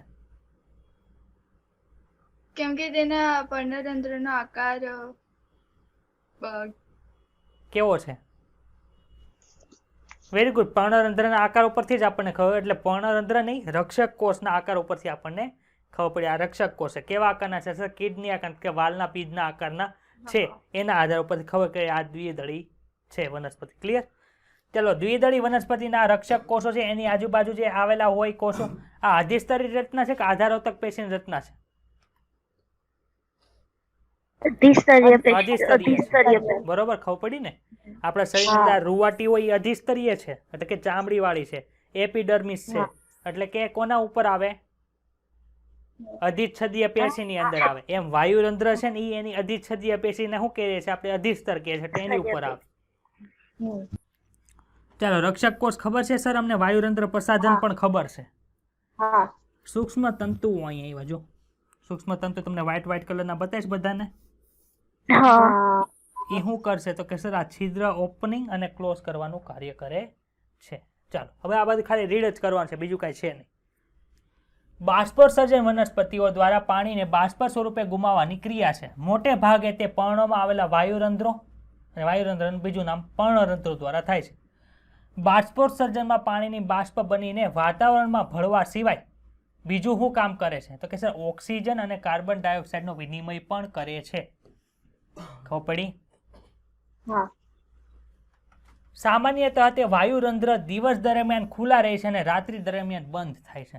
શું કામે? જો પ્રકાશ સંશ્લેષણની ક્રિયા કરવા માટે શું કરવું પડે સર તો કે સર પ્રકાશ સંશ્લેષણની ક્રિયા કરવા માટે કાર્બન ડાયોક્સાઇડને અંદર મોકલવું, ઓક્સિજનને બહાર નીકળે, એટલે બને છે એટલે બહાર નીકળે. પ્રકાશ સંશ્લેષણ ક્રિયા રાતે જ થતી નથી, તો CO2 અંદર જાય એ કંઈ કામનું નથી. એટલે દિવસ દરમિયાન વાયુરંધ્ર ખુલે બંધ થાય, રાતે બંધ જ હોય. ખબર પડી? પર્ણરંધ્રનું બંધ થવું અને ખુલવાની જે ક્રિયા છે રક્ષક કોષોની આસુનતામાં થતા ફેરફાર દ્વારા થાય. આસુનતા એટલે ખબર પડી ને? પાણી કેટલું છે એના આધાર ઉપર. જો પાણી ભરપૂર ભરેલું હોય ને કોષ જાડો પાડો હોય તેને આસુન કોષ કહેતા. ચીમડાઈ ગયેલો હોય તો એને આસુનતા નથી એવું કહેતા હતા. ગઈકાલે ભણ્યા હતા ને? પ્રત્યેક રક્ષક કોષની આંતરિક દિવાલ છે પર્ણરંધ્રની બાજુ જાડી હોય. ભાઈ આ જાડી દિવાલ છે, યાદ છે? આ જાડી દિવાલ છે અને આ પતલી છે. હા ચાલો, અંદરની જે દિવાલ જાડી છે પછી સ્થિતિસ્થાપક હોય. એને ઢીકો માર તૂટી ન જાય, પતલી હોય ઢીકો માર તૂટી એટલે એને સ્થિતિસ્થાપક ન કહેવાય. પર્ણરંધ્ર કે રંધ્રને ઘેરતા રક્ષક કોષોમાં જ્યારે આસુનદાબ વધે છે. આસુનદાબ બદલે સર પાણી ભરાઈ ગયું લીધે કોષ દિવાલમાં બધે કોષ પટલમાં એમાં બધે પ્રેશર વધ્યું એને લીધે આવું થઈ જાય. ફૂગો છે એમાં પોતાનો શેપ ક્યારે બતાડે તો કે સર જ્યારે એની અંદર હવા ભરેલી હોય ત્યારે હવા કાઢના પોતાનો શેપ ગુમાવી દે. ખબર પડી? બલૂન છે આવો ગોળ હોય તેમાં હવા ભરો તો આપણને ગોળ બતાય, નકર પાછી હવા કાઢી નાખો તો કેવો થાય, ચીમડાઈ ગયેલો દેખાય ને, બતાય નહીં. એમ જ્યારે આને હવા ભરે, આ હવા શું પાણી ભરેલું હોય ને ત્યારે આવો બધા પાણી કાઢી નાખો તો આ છિદ્ર બંધ થઈ જાય. ખબર પડે છે બધાને? હા હા જ્યારે આસુંદા પદ એટલે કે ત્યાં પાણી હોય ત્યારે બહારની પાતળી દિવાલ બહારની તરફ ઉપસી આવે છે અને અંદરની જાડી દિવાલ છે અર્ધચંદ્રાકાર સ્થિતિમાં આવવા માટે પ્રેરે છે. હાલો, આની અંદર શું ગયું ભાઈ? સર આની અંદર પાણી ગયું. શું ગયું? પાણી ગયું ભાઈ. આની અંદર પાણી જાય છે એટલે જેમ આપણે ફુગાની અંદર હવા ફૂલાવીએ છીએ એમાં કોષો ફૂલે કે ન ફૂલે, એટલે આપણે એને શું કહેવાય? રક્ષક કોષોની આસુંતાની અંદર વધારો થયો. વધારો થયો એટલે પાતળી દિવાલ ઉપર બળ લાગે. પેલા તો કે સર પાતળી દિવાલ ઉપર બળ લાગે. પાતળી દિવાલ કઈ બાજુ ગઈ? તો કે સર આ બાજુ ગઈ. બતાવીશ બધાને આ પાતળી દિવાલ કઈ બાજુ જાય છે? હા સર અમને બતાવીશ. તો પાતળી દિવાલ એ બાજુ ગઈ તેની હારે કોણ જોડાયેલું છે? તો કે સર તંતુ દ્વારા અંદરની દિવાલ છે એ જોડાયેલી છે. એટલે શું કરશે? અંદરની દિવાલને પણ ખેંચશે. એટલે આ છિદ્ર કેવું થયું? સર આ છિદ્ર છે એ ઓપન થયું. ઓપન થયું એટલે અંદર છે ઓક્સિજન હશે જમા થયો છે, બહાર નીકળશે કાર્બન ડાયોક્સાઇડ અંદર જશે. ખબર પડે છે કે નથી ખબર? હા હા હવે સર આને બંધ કરવું હોય તો સાહેબ બાષ્પોત્સર્જન થાય એટલે આમાંથી પાણી છે ને વરાળ સ્વરૂપે અહીંથી બહાર નીકળી ગયું. વરાળ સ્વરૂપે બહાર નીકળી ગયું એટલે ઢીલા ઢબ થઈ ગયા. ફુગામાંથી હવા નીકળે કેવો પડી જાય એવી રીતે આ બંને રક્ષક કોષોની આસુંતા ઘટી જાય એટલે પોતાની આકાર છે ગુમાવી દે એટલે છિદ્ર બંધ થઈ જાય. રંધ્રીય છિદ્રના ખુલવામાં રક્ષક કોષોની કોષ દિવાલોમાં આવેલ સૂક્ષ્મતંતુઓ પણ મદદરૂપ થાય છે. આ સૂક્ષ્મતંતુ કેના બનેલા છે ભાઈ? સેલ્યુલોઝના બનેલા છે. ટેક્સ્ટ બુકમાં આપેલું છે. સેલ્યુલર સૂક્ષ્મતંતુકોની ગોઠવણી અરીય વિન્યાસના ક્રમથી થાય. ભાઈ અરીય રીતે ગોઠવાયેલા છે કે નહીં ત્રિજ્યાવર્તી ક્રમમાં? તેની ગોઠવણી આયામ વિન્યાસના ક્રમથી થતી નથી. અરીય છે. જો આ હોય ને આને શું કહેવાય? અરીય અરીય અરીય કહેવાય કે ન કહેવાય? હા સર આને અરીય કહેવાય. તો આમ હોય તો આયામ આયામ અને અરીય કે કઈ રીતે છે ભાઈ? જો તો અરીય છે કે આયામ છે? અરીય અરીય છે. બતાવી છે અરીય રીતે ત્રિજ્યાવર્તી દિશાની અંદર છે એટલે બધી બાજુથી ખેંચ. આ હોય તો એ આ બાજુ ખેંચે, આ હોય તો આ બાજુ ખેંચે, આ હોય તો આ બાજુ ખેંચે, આ હોય તો આ બાજુ. આયામ હોય તો આમ ખેંચે તો એ કઈ ઓપનિંગ થાય નહીં. અરી રીતે સૂક્ષ્મ તંતુકો જે સેલ્યુલોઝના બનેલા છે એની ગોઠવણી થયેલી છે જેથી રંધ્રીય છિદ્ર સરળતાથી ખુલી શકે છે. રક્ષક કોષ પાણી ગુમાવતા તેઓ આસુંતા ગુમાવે છે. આથી સ્થિતિસ્થાપક દિવાલ પોતાની મૂળ સ્થિતિમાં આવી જાય, પરિણામે છિદ્ર બંધ થઈ જાય.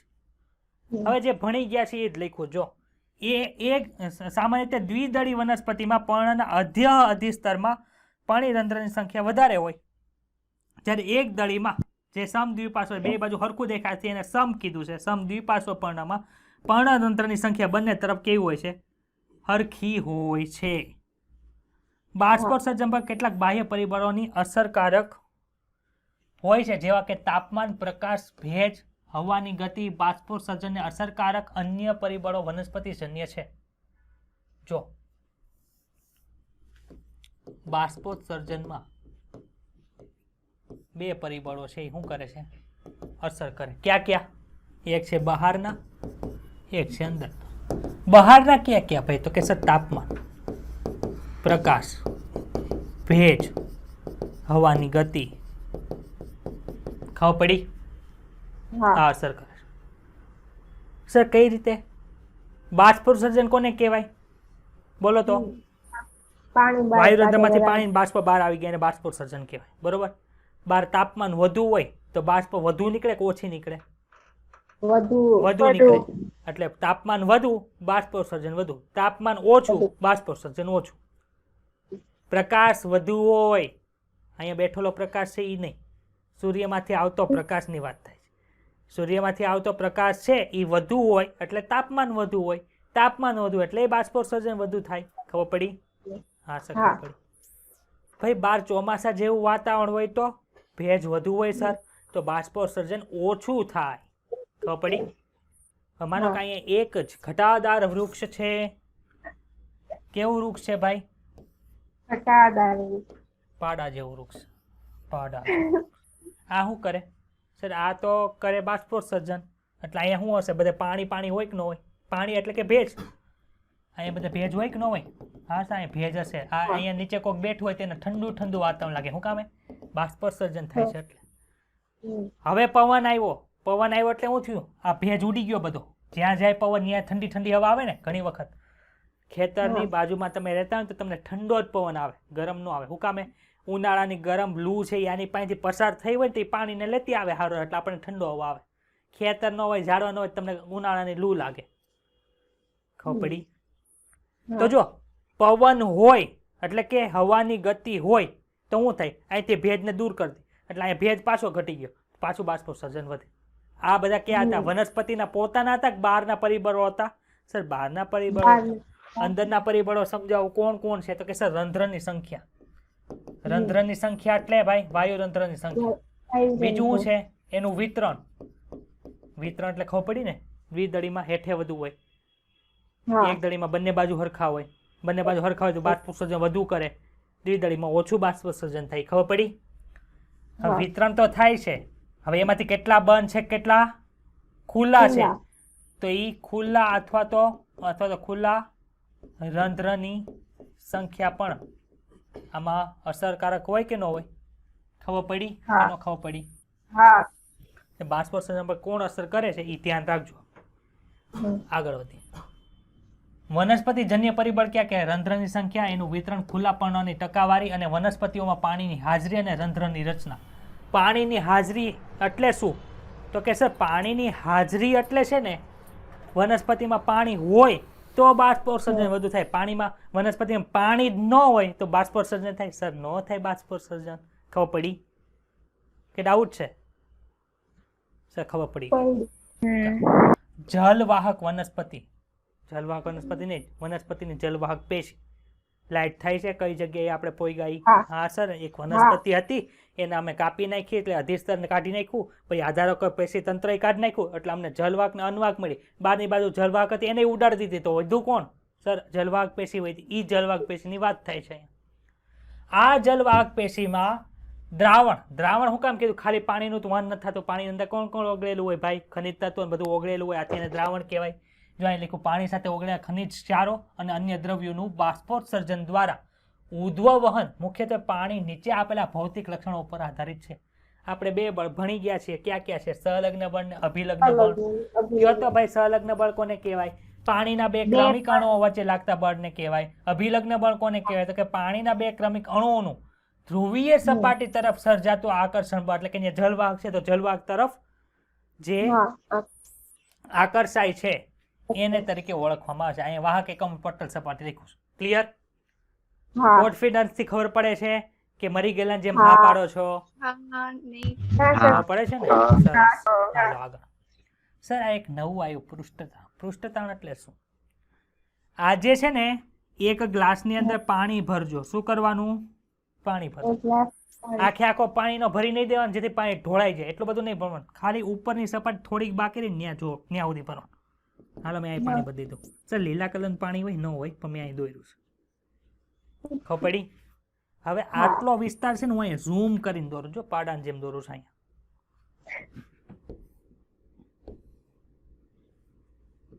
હવે શું થાય? જો અહીંયા જે પાણી હશે ને એ આમ સીધું નહીં બતાતું. પાણી હોય ને એ આવી રીતે બતાવી દઉં.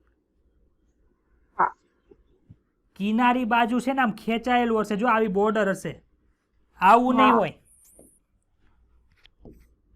પાણી તમને આમ સીધું જોવા મળશે નહીં. અહીંયા જો અહીં તમને અહીંયા થોડુંક બતાય છે આમ ક્રોસ થયેલું એવું જોવા. આવું શું કામ જોવા મળ્યું ભાઈ? તો કે સર અહીંયા છે ને પાણીના વણુઓને એ પોતાના પ્રત્યે આકર્ષણ હોય, સહલગ્ન બળ જોવા મળે. આથી શું કરે? પોતાના અણુ ઉપર આકર્ષણ લગાડે ને એટલે અહીંથી જો આકર્ષાયેલા રહે એટલે એ આ સપાટી સુધી પોગી શકતા નથી. આ ક્લિયર બતાય છે? તો જો પાણીના અણુઓનું પ્રવાહી અવસ્થાની વાત થઈ. જો પ્રવાહી અવસ્થામાં વાયુ અવસ્થાની તુલનામાં એકબીજા સાથે વધુ આકર્ષણ હોય એટલે તો પ્રવાહી કહેવાય છે. સર વધારે આકર્ષણ વધતો એ બરફ બધી જાત. ખબર પડી? એ વધુ આકર્ષણ છે એને લીધે જે આવું જોવા મળે છે ને એને શું કહેવાય? એક પ્રકારનું તણાવ જ છે. કેની ઉપર જોવા મળ્યું? સર એક સપાટી ઉપર જોવા મળ્યું. આથી એને પૃષ્ઠતાણ કહેવાય. તમારે ફિઝિક્સની અંદર પૃષ્ઠતાણ આવ્યું હશે. હા સરફેસ ટેન્શન તરીકે ઓળખવામાં આવે ક્લિયર? હા ચાલો, અમુક એવી વનસ્પતિ પાણીની વિશેષતા છે. કેસ નળી આવ્યું હતું ફ્લુઇડ મેકેનિક્સમાં. શું હતું? હા પાતળી નળી હોય અને એક જાડી નળી હોય. તો પાતળી નળીની અંદર પાણી ત્યાં કંઈ મોટર ન મૂક્યું હોય ને તોય ઉપર ને ઉપર ચડી જાય, ઊંચી સપાટી હોતી હોય પાણી. જાડી પાડી નળી હોય ને તેમાં પાણી નીચેની સપાટી હોતી હોય, ઉપર ચડી શકતું નથી. તો કેસ નળી એટલે હું સર વાળ હોય ને એનો જેટલો વ્યાસ હોય ને એટલી વ્યાસ ધરાવતી નળી. વાળનો વ્યાસ કેટલો હોય? વાળ એટલે કેસ થાય કે ન થાય? હા રેડી? તો એમાં કયા બળથી ઉપર ચડ્યું? તો કે સર ત્યાં જે બળ જોવા મળે એને કેશાકર્ષણ બળ કહેવાય. કયું બળ કહેવાય? કેસ જેવી નળી છે, કેસ એટલે કે વાળ જેવી નળી છે, એમાં પાણી ઉપર ચડે છે. કયા બળથી ચડ્યું? તો કે સર આકર્ષણ બળથી. આથી એને કેશાકર્ષણ બળ કહેવાય. સમજ પડે છે? હા ઓકે. હા પાણીની આ વિશેષતાઓને તેની ઊંચી તણાવ શક્તિ આપે છે. કઈ શક્તિ? 3: સંલગ્ન બળ, અભિલગ્ન બળ અને પૃષ્ઠતાણ. એને એક ઊંચી તણાવ શક્તિ આપે છે. જેમ કે શું કહે છે આપણે? કેશ આકર્ષણ શક્તિ તરીકે ઓળખવામાં આવે છે. તો ખેંચાણ કયો છો? પ્રતિરોધની ક્ષમતા અને ઊંચું કેશ આકર્ષણ એટલે કે કોઈ પણ પાતળી નલિકામાં ઉધ્વગમનની ક્ષમતા છે. કોને લીધે આવી? 3 બળને લીધે આવી. આ કેશાકર્ષણ બળ વનસ્પતિમાં ઓછા વ્યાસવાળી કેસ નલિકાઓ જેવી કે જલવાહિનીઓ અને જલવાહિનીઓમાં થતા વહનમાં ઉપયોગી છે. સમજ પડે છે કે નથી ખબર પડતી? તો કે સર ખબર પડે છે. સમજાણું? હા પ્રકાશ સંશ્લેષણની ક્રિયા માટે પાણીની આવશ્યકતા હોય. પાણી તો જોવે ને, આમને પ્રક્રિયા થાય. પાણી તો જોવે જ તે. આપણા શરીરમાં પ્રક્રિયા થાય એટલે તો કોષની અંદર 92% પાણી આપ્યું છે એટલે તો પ્રક્રિયા થાય છે. હું તે બકબક કરું, મારે પાણીની જરૂર પડે. સર આયરું પાણી અમે પીએ છીએ, પાણી તો જોવે જ.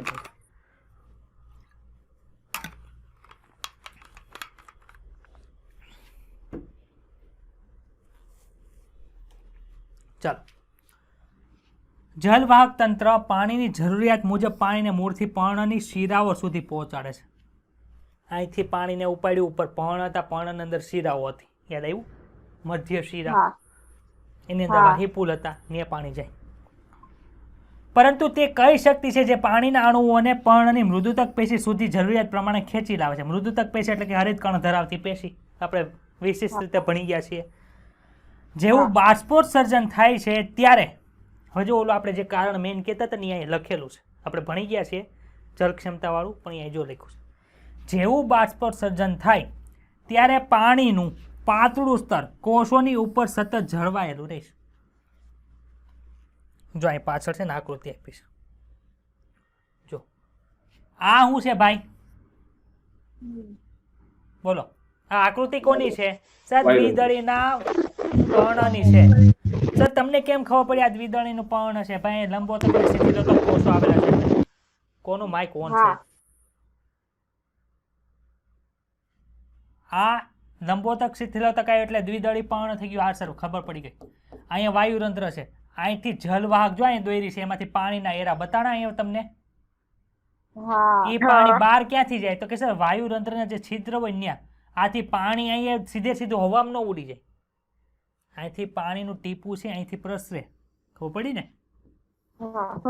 આખી સપાટી ઉપર જળવાયેલું રહે. હવે આની ઉપર તડકો પડે પાણી ઉડી જાય. આપણને પરસેવો વળે, એ પરસેવો આખી ચામડી ઉપર ફેલાયેલું હોય ને જેવો થોડો કેવો પવન આવે તો આપણું શરીર ઠંડુ ઠંડુ થઈ જાય. ખબર છે ને? આ જ વસ્તુ છે ને ગોળાની અંદર ઉનાળામાં પાણી વધુ ઠંડુ થાય. માટીનો ગોળો હોય ને એમાં પાણી વધુ ઠંડુ થાય એનું કારણ આ છે. કીધું તું મેં કોઈ દિવસ તમને? આ શું છે ભાઈ? સર આ તો ગોળો છે. શેનો બનેલો? સ્ટીલનો નથી, માટીનો લીધો છે. આની અંદર હું ભર્યું? પાણી ભર્યું. હવે ખબર છે માટીનો ગોળો હોય તો વચ્ચે વચ્ચે હોલ હોય ને, હોલ પતલા હાવ નાના નાના. એને લીધે શું થાય? પાણી અહીંયા બહારની સપાટી ઉપર આવી ગયેલું હોય. હવે આની ઉપર તડકામાં મૂકો એટલે શું થાય? આ પાણીને ઉડવું છે. પાણીને ઉડવું છે એટલે શું થાય? એને ઉર્જા જો અડધી સૂર્યમાંથી મેળવશે, અડધી આનીમાંથી મેળવ્યો, અંદરના પાણીમાંથી. એટલે શું થયું? ઉષ્મા ઉર્જા લઈને બહારની સપાટીનું પાણી ઉડી ગયું. એટલે એટલી ઉષ્મા ઉર્જા છે આ પાણીની અંદર અંદર ઘટી. જેમ જેમ ઉષ્મા ઉર્જા જાય એમ એમ પાણી ઠંડુ પડે. આથી ઉનાળામાં માટલું જે તમે માટીનું બનેલું છે તડકા મૂકો એ તમારા ફ્રીજના પાણી કરતાં પણ વધુ ઠંડુ હોય. એનું રીઝન છે. અને આ જ સેમ કન્ડિશન આપણું શરીર જ્યારે બહુ ગરમ હોય ને, આપણું શરીર જ્યારે બહુ ગરમ હોય ત્યારે એને તડકાની અંદર જતા હોય તમને કેટલી ગરમી થાય? આપણું તાપમાન વધે. પણ આપણને ખબર સર અમે તો સમતાપી પ્રાણીઓ છીએ એટલે અમે તો ટેમ્પરેચર જાળવી રાખીએ. કેવી રીતે જાળવો? તો કે સર સ્વેટ ગ્લેન્ડ એટલે પ્રસ્વત્પન્ન થયું ને એને આ બધું પોગાડે આન્સર. એટલે પરસેવો થવા મળે ઉપર. પરસેવો જેવો ઉપર થાય ને તડકો આવે તો પવન આવે ને એટલે શું કરે? પરસેવો તો ઉડે, હારો આપણા શરીરની ગરમી લેતું એટલે આપણું શરીર કેવું થઈ જાય? ઠંડુ ઠંડુ થઈ જાય. ખબર પડી? અહીંયા પાણી આવી ગયું. ખબર પડી? આ પ્રશ્ન એલું હોય. ચાલો આજે આ ચેપ્ટર પૂરું કરવાનું છે, તે સિવાય જવા નહીં દો. પરિણામે તે જલવાહકના પર્ણ સુધી પાણીના અણુઓને ખેંચવા માટે ઉપયોગી છે. અર્ધોરંધ્રીય કોટર અને આંતરકોશીય અવકાશની સાપેક્ષે વાતાવરણમાં પાણીની બાષ્પની સાંદ્રતા ઓછી હોય કે ન હોય? વાતાવરણમાં પાણીની બાષ્પની સંખ્યા ઓછી હોય અને જ્યાં વાયુરંધ્ર આવ્યો છે ત્યાં પાણી વધુ હોય. આથી પાણી પાસેની હવામાં પ્રસરણ પામતું જાય છે અને ખેંચાણ બળ ઉત્પન્ન કરે છે. સમજ પડી? માપનથી સ્પષ્ટ થાય છે કે બાષ્પોત્સર્જન દ્વારા ઉત્પન્ન થયેલું બળ પાણીનો જે સ્તંભ છે જલવાહકની અંદર, એ જલવાહકની અંદર 130 મીટરની ઊંચાઈ સુધી ખેંચવા માટે પર્યાપ્ત હોય છે. બોલો, અહીંથી પાણી આજુબાજુ ગયું એટલે અહીં જલ ક્ષમતા ઘટી એટલે અહીંયા જે બળ ઉત્પન્ન થયું ને ઈ બળ જલવાહિનીની અંદર જે પાણી છે ને એને 130 મીટર સુધી ઉપર ખેંચવા માટે સક્ષમ છે.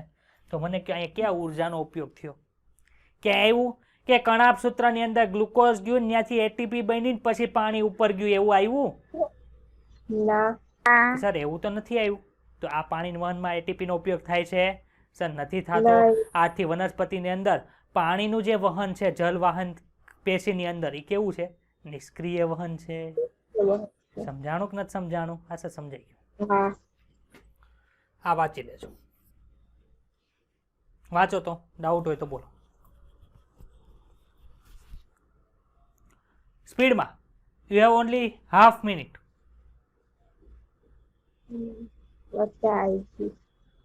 છે ડાઉટ કઈ? હું સમજ્યા? તો કે સર પાણી અહીંથી આમ આવી ગયું એટલે શું થાય? અહીંયા જલ ક્ષમતા ઘટી ગઈ. અહીંયા જલ ક્ષમતા ઘટી એટલે જલવાહક પેશીમાંથી આ પાણી ખેંચે તો જલવાહક પેશીમાં પાછી જલ ક્ષમતા ઘટે તો એ પાછું મૂળમાંથી ખેંચે. મૂળ પાસે ઘટી ગયું તો પાછી અંદરથી જમીનમાંથી પાણી પાછું અંદર આખો સ્તંભ બને. ભાઈ અહીંયા પાણીની ચર્ચા પૂરી થાય છે. હવે જો અહીં એક વાક્ય લખ્યું છે, બાષ્પોત્સર્જન તેમજ પ્રકાશ સંશ્લેષણ બંને એકબીજા સાથે ઇન્ટરકનેક્ટેડ છે. કઈ રીતે? તો કે બાષ્પોત્સર્જનમાં એકથી વધારે હેતુઓ કે ઉદ્દેશો છે જે આપેલા છે. ભાઈ બાષ્પોત્સર્જન ખાલી પાણીને ઉપર પોગાડવાનું કામ નથી કરતું, બીજા ઘણા કામ કરે છે. ક્યાં ક્યાં કરે છે? તો કે વનસ્પતિઓમાં શોષણ તેમજ વહન માટે બાષ્પોત્સર્જન ખેંચાણ બળ ઉત્પન્ન કરે છે. ભાઈ પાણી પોગાડવાટું કર્યું કે ન કર્યું? ખનિજ દ્રવ્ય પોગાડવાટું કર્યું કે ન કર્યું? હાસર કર્યું. પ્રકાશ સંશ્લેષણ ક્રિયા માટે પાણી જરૂરી છે. તો એ પાણી કોના દ્વારા આવ્યું? સર બાષ્પોત્સર્જન દ્વારા આવ્યું. ભૂમિમાંથી પ્રાપ્ત ખનિજ તત્વો વનસ્પતિઓ બધા અંગો સુધી પહોંચાડવા માટે પણ બાષ્પોત્સર્જન જરૂરી છે. પછી પર્ણની સપાટીને બાષ્પીભવન દ્વારા 10 થી 15 ડિગ્રી આપ્યું છે તો ડિગ્રી યાદ રાખજો. 10 થી 15 અંશ સુધી ઠંડુ રાખે છે. કોણ? બાષ્પોત્સર્જન. કપડી. કોષની આસુનતા વનસ્પતિઓના આકાર તેમજ બંધારણને જાળવે છે. ભાઈ પ્રકાશ સંશ્લેષણ માટે પાણીની જરૂર પડે જ છે. આપણે રેડી? જો પાણી નહીં હોય શું કરશે? કોષમાંથી પાણી કાઢીને વાપરશે તો કોષો બધા સુકાઈ જાય. વનસ્પતિ ચીમડા હેઠી પડશે, સુકાઈ જાય. ખબર છે? તો કોષની આસુનતા જાળવવામાં પણ બાષ્પોત્સર્જન ઉપયોગી છે. આમાં કોઈને કઈ ડાઉટ છે? એક સક્રિય પ્રકાશ સંશ્લેષણ દર્શાવતી વનસ્પતિને પાણીની અત્યંત જરૂરિયાત હોય છે. બાષ્પોત્સર્જન દ્વારા ઝડપથી પાણી ગુમાવવામાં આવતું હોવાથી પાણી એ પ્રકાશ સંશ્લેષણની ક્રિયા માટે એક સીમિત પરિબળ છે. જો પાણી ન હોય પ્રકાશ સંશ્લેષણ ન થાય એટલે સીમિત પરિબળ થયું. ખબર પડી? આમ વર્ષા જંગલોમાં મૂળથી પર્ણમાં થઈને વાતાવરણમાં અને છેલ્લે જમીનમાં પાણી પાછું વળતું હોય છે. વાતાવરણમાં જાય ચલો તમે ખબર છે વૃક્ષો વાવો વરસાદ લાવો હા કેવી રીતે ભાઈ હા. સમજાવો તો કેવી રીતે બોલ વરાળમાંથી વાદળા બંધાય હા સર વરાળમાંથી વાદળા બંધાય હવે વરાળને ઠંડી પાડો તો પાણી બને ને વરાળને ઠંડી પાડો તો પાણી બને તો ઠંડી પાડવી કઈ રીતે ઉપર જઈને વાદળા તો બની ગયા હવે માનો કે બહુ ગરમી હોય તો ત્યાં તો વરાળમાં ને વરાળમાં રહે છે હવે એને ઠંડી ક્યાં પાડે તો કે સર જ્યાં ઝાડ લાડ બધા ઝાડવા વાવેલા હોય ને ત્યાંથી બાષ્પોત્સર્જન થઈ થઈને વરાળ છે ને ત્યાં વધી હોય એટલે કે ત્યાં ભેજ જમા થયો હોય ભેજ ઠંડો હોય એટલે ઉપર વરાળ હોય ને એને હેઠે ઠંડુ વાતાવરણ મળે એટલે પાછું લિક્વિફાઈડ થઈ એટલે આવે વરસાદ ત્યાં એટલે કહેવાય છે વૃક્ષો વાવો વરસાદ લાવો સર તમે બાયોલોજી ભણાવો છે કે વિજ્ઞાન ભણાવો છો કે ખબર નથી પડતી બે ભણાવો છો ચલો અને જળચક્રથી સતત ગતિશીલ રહે છે અહીંયા C3 અને C4 વાત કરી છે આથી આપણે ચેપ્ટર નંબર 13 પૂરું થાય પછી આ એક પેરેગ્રાફ ભણવાનો છે C3 C4 તમને ત્યાં નહીં ખબર પડે એમાં આપણે ખબર છે ઓલું પુલ કંચુક કોષો આવ્યા હતા છઠ્ઠા ચેપ્ટરમાં એનો સમાવેશ થાય છે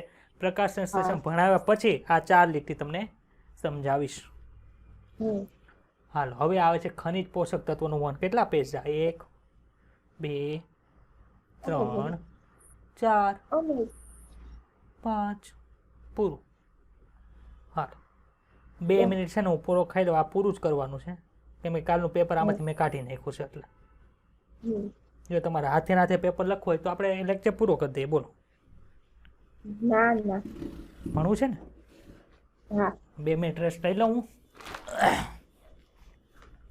ત્યાં સુધી આ વાંચો ખનિજ દ્રવ્યો આપણે ભણી ગયા છીએ એટલે વાંચો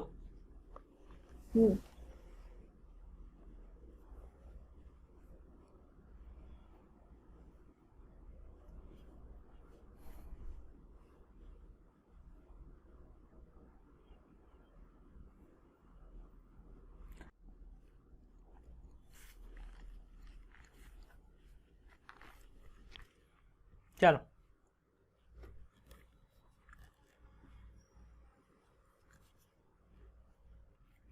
વનસ્પતિઓ પોતાના માટે કાર્બન તેમજ મોટા ભાગનો ઓક્સિજનની જરૂરી માત્રા છે એ ક્યાંથી મેળવી લે શું ચોકલેટ ખાતા સમજ્યા ચોકલેટ ખાય પણ મારો ગળો હુકાઈ ગયો ને મારા બાટલાની અંદર પાણી પૂરું થઈ ગયું છે એટલે ચોકલેટ પડી હતી એ ખાઈ ગયું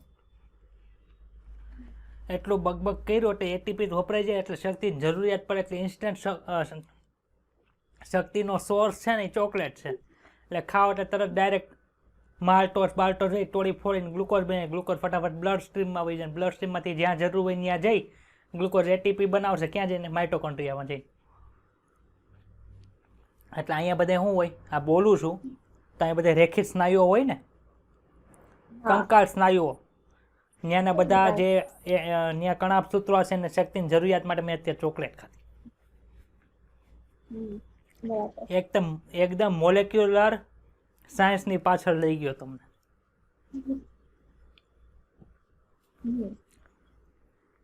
અહીંથી બહાર નીકળો મને આવડે છે એટલું આવડવું જોઈએ તમને બસ મહેનત તમારે જેટલી કરવી એટલી કરજો મેં તો સમજાવી દીધું તમને યાદ રહેવું જોઈએ ને આ પાછું રેકોર્ડિંગની અંદર ઉડી ગયું હોય કે ખબર નથી મને એટલે લાઈવ લેક્ચર મિસ ન કરવા જે મિસ કરશે ને એને બહુ મોટી ખોટ જાય જે બેઠા છે જે બધા લાઈવ લેક્ચર અટેન્ડ કર્યા છે એને ખબર છે હીરવા ખબર પડી ને બેન લાઈવ લેક્ચર જોઈએ ને રેકોર્ડિંગ જોઈએ બેમાં કેટલો ફરક પડે ચાલ ભાઈ ઓક્સિજન જોતું છે ને કાર્બન ડાયોક્સાઇડ જોતો છે ક્યાંથી મળે રે જમીનમાંથી શોષવાની બહુ જરૂર ન પડે પણ કે હું છું ને હું ઉપાડી લે CO2 એટલે ડાયરેક્ટ ઓક્સિજન આવી ગયો કાર્બન આવી ગયો કાર્બન ડાયોક્સાઇડમાંથી લઈ લે પરંતુ બાકીના જે પોષણની જરૂરિયાત છે જેવા કે હાઇડ્રોજન માટે ક્યાંથી બીજા ખનિજ તત્વો માટે ક્યાંથી જાય તો કે છે ભૂમિમાંથી પ્રાપ્ત ખનિજ તત્વો અને પાણીમાંથી પૂરી થાય છે સમજાણું સુરભી એટલું બેન આગળ વધી હવે ભાઈ પાણી છે એ નિષ્ક્રિય રીતે શોષણ પામી જાય શું કામે તો કે સર મૂળ રોમની અંદર જે બધા પ્રોટીન હશે ને એ બધા પાણીને જવા દે અંદર નિષ્ક્રિય રીતે કેમ કે પાણી એક બાજુ વધુ છે એક બાજુ ઓછું છે એટલે પરંતુ ખનિજ આયનો જે હોય, આયન એટલે ખબર પડે ને આયન કોને કહેવાય? આને આયન કહેવાય કે આને આયન કહેવાય? આને આયન કહેવાય, સોડિયમ આયન. આને ખાલી સોડિયમ કહેવાય. તો આ સોડિયમ આયનને કોઈ પણ કોષ પ્રવેશ ન કરવા દે. એને પ્રવેશ કરવો હોય શું કરવું પડે? શક્તિ આપવી પડે. જો દેખો, પાણીની જેમ બધા ખનિજ તત્વો મૂળ દ્વારા નિષ્ક્રિય રીતે શોષણ કરી શકાતા નથી. એની માટે બે પરિબળો જવાબદાર છે. ક્યાં ક્યાં? પેલું પરિબળ ને બીજું પરિબળ. પહેલા પરિબળને એમાં લખ્યું છે કે ભૂમિની અંદર ખનિજ તત્વો વીજભારયુક્ત સ્થિતિમાં હોય છે, એટલે કે આયન સ્વરૂપે હોય છે. આથી તેઓ કોષરસ પટલને પસાર કરી શકતા નથી.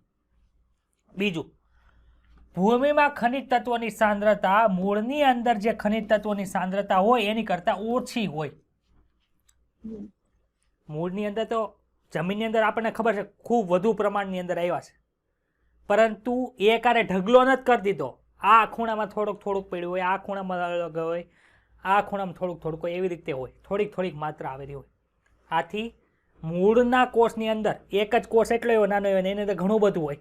આમ એટલા મોટા વિસ્તારની અંદર એટલું હોય. આથી નિષ્ક્રિયવન થઈ શકે નહીં. એટલા માટે મોટા ભાગના ખનિજ તત્વો મૂળના અધિસ્તરના કોષોના કોષ રસમાં સક્રિય વહન દ્વારા પ્રવેશે છે. મને તમે કહો, અહીંયા હું એક પાણી મૂકું છું, બીકર છે, અહીંયા પાણી ભરેલું છે, એમાં હું મારી આંગળી ડૂબાડું છું, તો કયું સ્તર આંગળીનું છે એ પાણીના સંપર્કમાં હોય? તો કે ચામડી હોય ને, અધિચ્છદીય પેશી. એમ મૂળ રોમ હોય અથવા તો મૂળ હોય, એની કઈ પેશી ભાઈ પાણીના જમીનના સંપર્કમાં હોય? આધારોતક કે અધિસ્તરીય? કઈ હોય? અવાજ નથી આવતો. હિમાંશુ તું બોલતો. આનું ચાર્જિંગ પતી ગયું.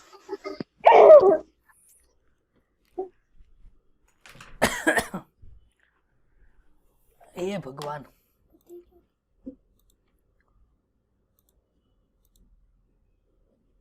હાલો તમે માઇક ચેક બોલો તો હવે. હા, હવે સીપીયુ ની અંદર અવાજ આવ્યો. હવે હિમાંશુ તારી ભાષા સમજવા મને પ્રોબ્લેમ પડશે થોડોક. ચાલો, એટલે મૂળની અધિસ્તરીય જે પેશી હોય ક્યાં હોય? સંપર્કમાં હોય. ખબર પડી? આથી અહીંયા લખ્યું કે મૂળના અધિસ્તરના કોષોમાં કોષરસમાં વહન પામે. હું કામ બાહ્યકના કોષનો આવ્યો? હું કામ પરિચક્રના કોષનો આવ્યો? ખબર પડી? તેથી તેમાં એટીપીના સ્વરૂપમાં ઉર્જાની આવશ્યકતા હોય છે. આયનનું સક્રિય વહન મૂળમાં જળ ક્ષમતા ઢાળ માટે અંશતઃ જવાબદાર હોય છે. શું કામે? જેમ જેમ સક્રિય વહનથી કોષની અંદર આયનો વધશે એમ ને મુક્ત પાણીનું પ્રમાણ ઘટશે, એટલે ન્યા જળ ક્ષમતા ઘટશે. આથી મૂળના બહારના સ્તરમાંથી બહારની બાજુએથી પાણી મૂળ રોમના કોષની અંદર આવશે. ખબર પડે છે હિમાંશુ? એટલે બહારનું દ્રાવણ છે હાઇપરટોનિક થઈ જાય, સોરી હાઇપોટોનિક થઈ જાય. બહારનું દ્રાવણ હાઇપોટોનિક થાય, અંદરનું દ્રાવણ હાઇપરટોનિક થાય. આમ આશ્રુતિ દ્વારા પાણીના પ્રવેશ માટે પણ કેટલાક આયનો બાહ્ય સ્તરના કોષમાં નિષ્ક્રિય સ્વરૂપથી પ્રવેશ કરી વહન પામે છે. કેટલાક છે, કેટલાક લખ્યું જો. કેટલાક આયનો આવી જાય, બધા આયનો આવે નહીં. મૂળ રોમના કોષના કોષરસ પટલમાં મળતા આવતા બધા વિશિષ્ટ પ્રોટીન આયનને ભૂમિમાંથી સક્રિય પંપ દ્વારા અધિસ્તરના કોષોમાં કોષરસમાં મોકલે છે. બધા કોષોની જેમ અંતઃસ્તરના કોષોના કોષરસ પટલમાં પણ કેટલાક વાહક પ્રોટીન મળ્યા. ભાઈ અંતઃસ્તર આવે ને એટલે કંઈક સમજી લેવાનું, કંઈક લોચો હોય. મૂળના અંતઃસ્તરની અંદર કાસ્પેરિયન પટ્ટિકા હતી. દ્વિદળીય પ્રકારની અંદર કાંજી સ્તર જોવા મળતું હતું, એટલે કે મંડ સ્તર જોવા મળતું હતું. હવે અહીંયા મૂળ જ છે, કાસ્પેરિયન પટ્ટિકા વાળું જ મૂળ છે, પણ ત્યાં પાછી બીજી સિક્યોરિટી છે. ઓલા ગુંડા હતા ને એની જેમ બીજા સિક્યોરિટી છે, જે પાણીને અવકાશમાંથી નહોતા જવા દેતા. ક્યાંથી જવા દેતા હતા? અંદર જા એમ કહેતા હતા ને, અંતઃસ્તરના કોષોની અંદર. હવે ત્યાં બીજી સિક્યોરિટી મૂકેલ જો. એ સિક્યોરિટી કોની છે? વાહક પ્રોટીનની. કયા સ્તરમાં છે? અંતઃસ્તરમાં. બધાને ન જવા દે, જેની જરૂર હોય એને જ અંદર જવા, બાકી બધાને બહાર કાઢી મૂકે. હાલ ભાઈ તારી પાસે પાસ છે કે અંદર તારી ખામી છે, તારી ઉણપ છે, તારી પાસે એવો પાસ છે તો જ અંદર જવા દે. તારી પાસે પાસ નથી તને નહીં જવા દે. એવું કોણ કહે? પરિચક્રના કોષ કહે? અંતઃસ્તરના કોષો કહે છે. તેઓ કેટલાક દ્રાવ્ય પદાર્થોને પટલની આરપાર વહન કરે છે પરંતુ અન્યને પ્રવેશ પામવા દેતા નથી. અંતઃસ્તરના કોષોના વાહક પ્રોટીન્સ નિયંત્રણ બિંદુ તરીકે હોય છે, એટલે કે સિક્યુરિટી તરીકે હોય છે, જ્યાં વનસ્પતિ દ્રાવ્ય પદાર્થની માત્રા તેમજ પ્રકારને જલવાહકમાં પહોંચાડે છે. જેની જરૂર હોય એને જ જવા દે, બાકી જવા દે નહીં. અને એને સમાયોજિત કરે છે, એટલે કે બરોબર ઓર્ગેનાઇઝ કરે છે, નકર આખું તંત્ર વંત્ર વિખાઈ જાય. ઓર્ગેનાઇઝેશન કરવું પડે ને બધું. અહીંયા ધ્યાન આપો કે મૂળના અંતઃસ્તરમાં સુબેરનયુક્ત પટ્ટી હોવાને કારણે એક જ દિશામાં સક્રિય વહન કરવાની ક્ષમતા ધરાવે છે. અંદર જવા દેવાની એક જ દિશાની અંદર થાય, એટલે કે યુનિપોર્ટ એક જ દિશામાં જાય. ખપડી? અહીંયા જે કન્સેપ્ટ આપેલો છે ને એ હું સમજાવું છું. તમારે રીડિંગ કરવાનો છે ને પાછો સોમવારે એટલે કે જ્યારે લેક્ચર હશે ત્યારે હું રીડ કરાવીશ. બરોબર? રીડ કરી નાખવાનું, પણ પાછો રીડ તો કરાવીશ જ તે હું બુધવારે 15 મિનિટમાં રીડ કરીને પછી આપણે ખનિજ પોષણવાળું જે ચેપ્ટર છે એમાં વયા જશું. ચાલો. પ્રકાંડ કેવા કલરનું હોય?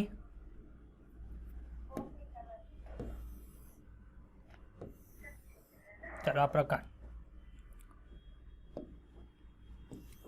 હા શું છે ભાઈ? સાહેબ તો પ્રકાંડ બહુ મોટું થઈ ગયું, પાડા જેવું થઈ ગયું. કાઢો કાઢો, એટલું મોટું પ્રકાંડ નહીં.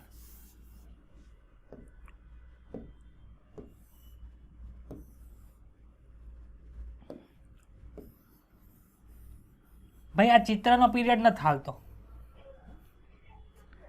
હાલો, ઝાડું બતાઈ ગયું. આ પ્રકાંડ છે. અહીં હશે જલવાહક અન્વાહક. ચલો, જલવાહકને કેવા કલરથી દોરવી છે? સર પાણીનો વહન થાય એટલે પાણી કલરની હોવી જોઈએ. આવી અહીંયા હોય હો, ખબર છે ને? આવા વાહી પુલ આપણે જોયા હતા, એમાંથી ખાલી એક જ વાહી પુલ દોરું છું. અહીંયા કેટલા વાહી પુલ દોરું છું? માનો કે આ હોય ને અહીંયા દોરું છું, ને બાજુમાં શું હોય? અંદરની બાજુએ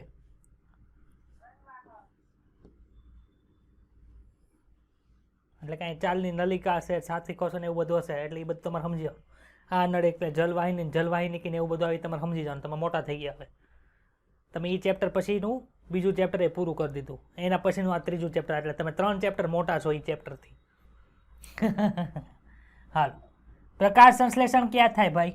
સર અહીંયા એક પાંદડું છે, પ્રકાશ સંશ્લેષણ કરે કે ન કરે? સર કરે ને. તો અહીંયા શું બને પ્રકાશ સંશ્લેષણથી? શર્કરા. શર્કરા કયા સ્વરૂપમાં સ્ટોર થાય? તો કે સર સ્ટાર્ચ સ્વરૂપે થાય. આવું ભણી ગયા તમે ચેપ્ટર નંબર 8માં. વનસ્પતિ કોષોમાં સંગ્રહ પામતો ખોરાક સ્ટાર્ચ સ્વરૂપે હોય છે, આપણામાં ગ્લાયકોજન સ્વરૂપે હોય.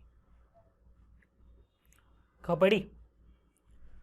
ચાલો, હવે આ સ્ટાર્ચ છે ક્યાં હોય? સર હરિતકણોમાં હોય. હરિતકણો ક્યાં હોય? મૃદુતક કોષોમાં હોય.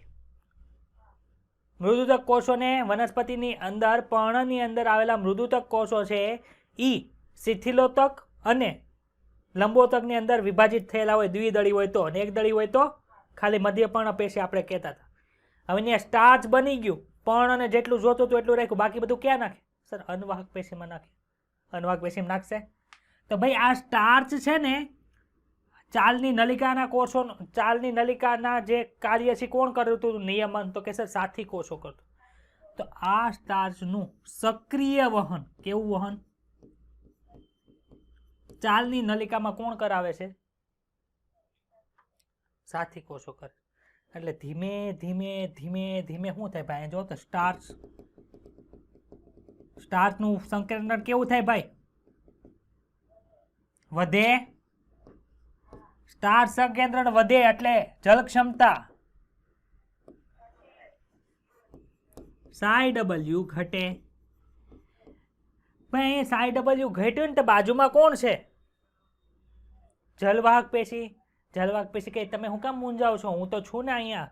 એટલે શું કરશે? અહીંયા પાણી તો પડ્યું જ હોય. અહીંયા સાઈ ડબલ્યુ વધુ, બાજુમાં સાઈ ડબલ્યુ ઓછું. અહીંથી પાણી આમાં જાય કે ન જાય? મને કયો. હવે મને કયો. અહીંયા પાણી વધી ગયું એટલે હવે અહીંયા શું થયું? સાઈ ડબલ્યુ વધી કે ઘટી? એટલે હવે અહીંયા પાણી આવવાથી, જો પાણી આવવાથી જે સાઈ ડબલ્યુ છે ને હું બ્લુ કલરથી લખું છું અહીંયા. સાઈ ડબલ્યુ વધે. બરોબર. હવે અહીંયા પાણી છે, અનવાહક પેશીમાં ઉપરની બાજુએ પાણી છે એટલે અહીંયા સાઈ ડબલ્યુ વધારે છે. પરંતુ અનવાહકમાં નીચે સાઈ ડબલ્યુ કેવું છે કયો તો?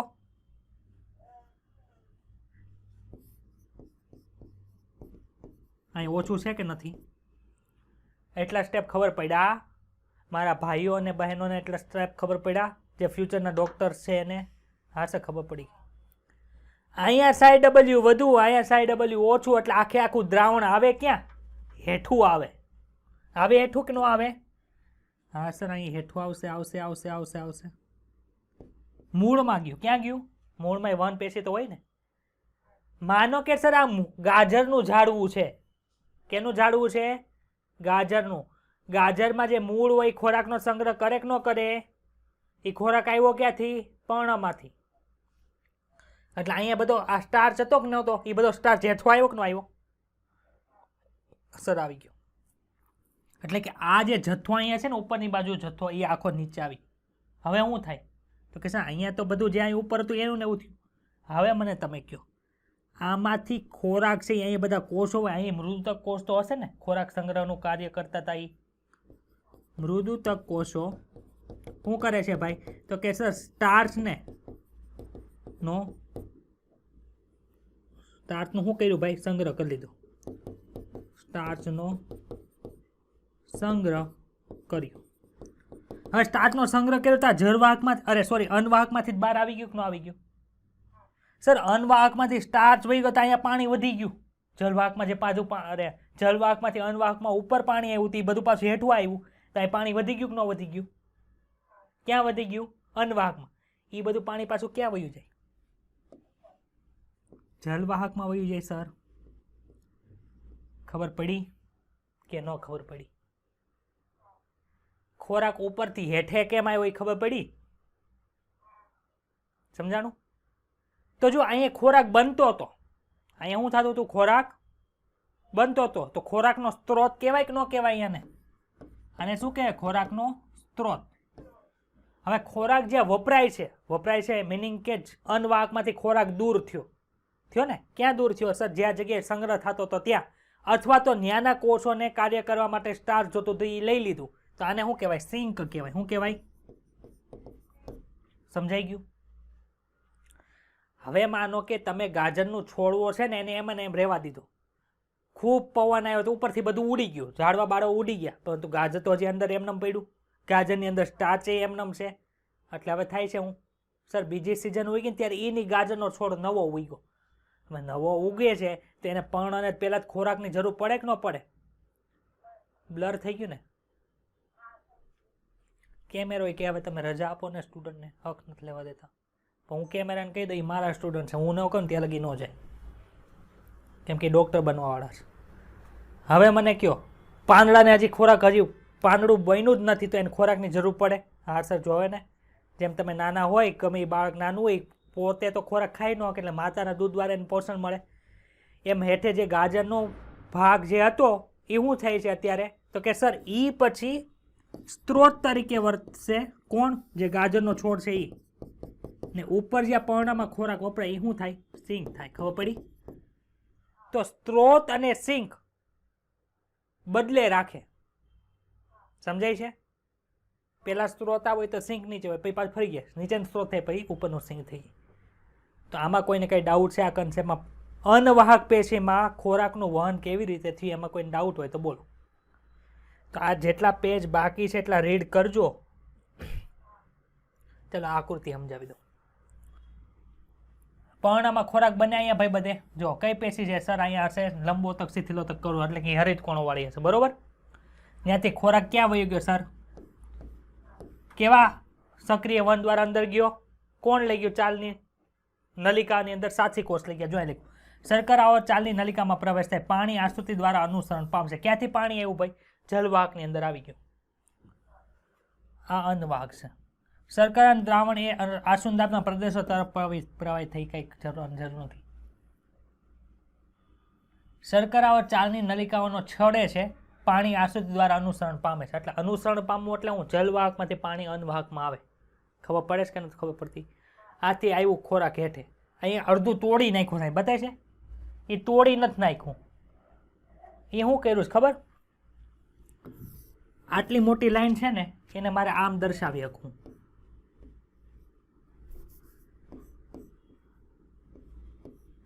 આનો મતલબ હું વચ્ચેનો ભાગ છે ને કાપીને ગાયબ કરી નાખ્યો છે ખબર પડી આ ઉપરનો ભાગ આ છે નીચેનો ભાગ આ છે વચ્ચેનો ભાગ બધો ક્યાં ગયો ઉડી ગયો એટલે એનો વચ્ચેનો ભાગ છે એ કાપી નાખ્યો આ મૂળ છે એ મૂળ બતાણું અહીં શું લખ્યું છે સ્ત્રોત અને ચયાપચય માટે ચાલની નલિકામાંથી શર્કરા છે એ દૂર થઈ એટલે કે અન્નવાહકમાંથી બહાર આવી ગઈ શર્કરા આથી ત્યાં જલ ક્ષમતા વધી ગઈ આથી ઈ પાણી છે એ અન્નવાહકમાંથી ક્યાં વહી ગયું જલવાહકમાં આશ્રુતિ દ્વારા છે ભાઈ છે જાય છે અનુસરણ પામે છે ખબર પડી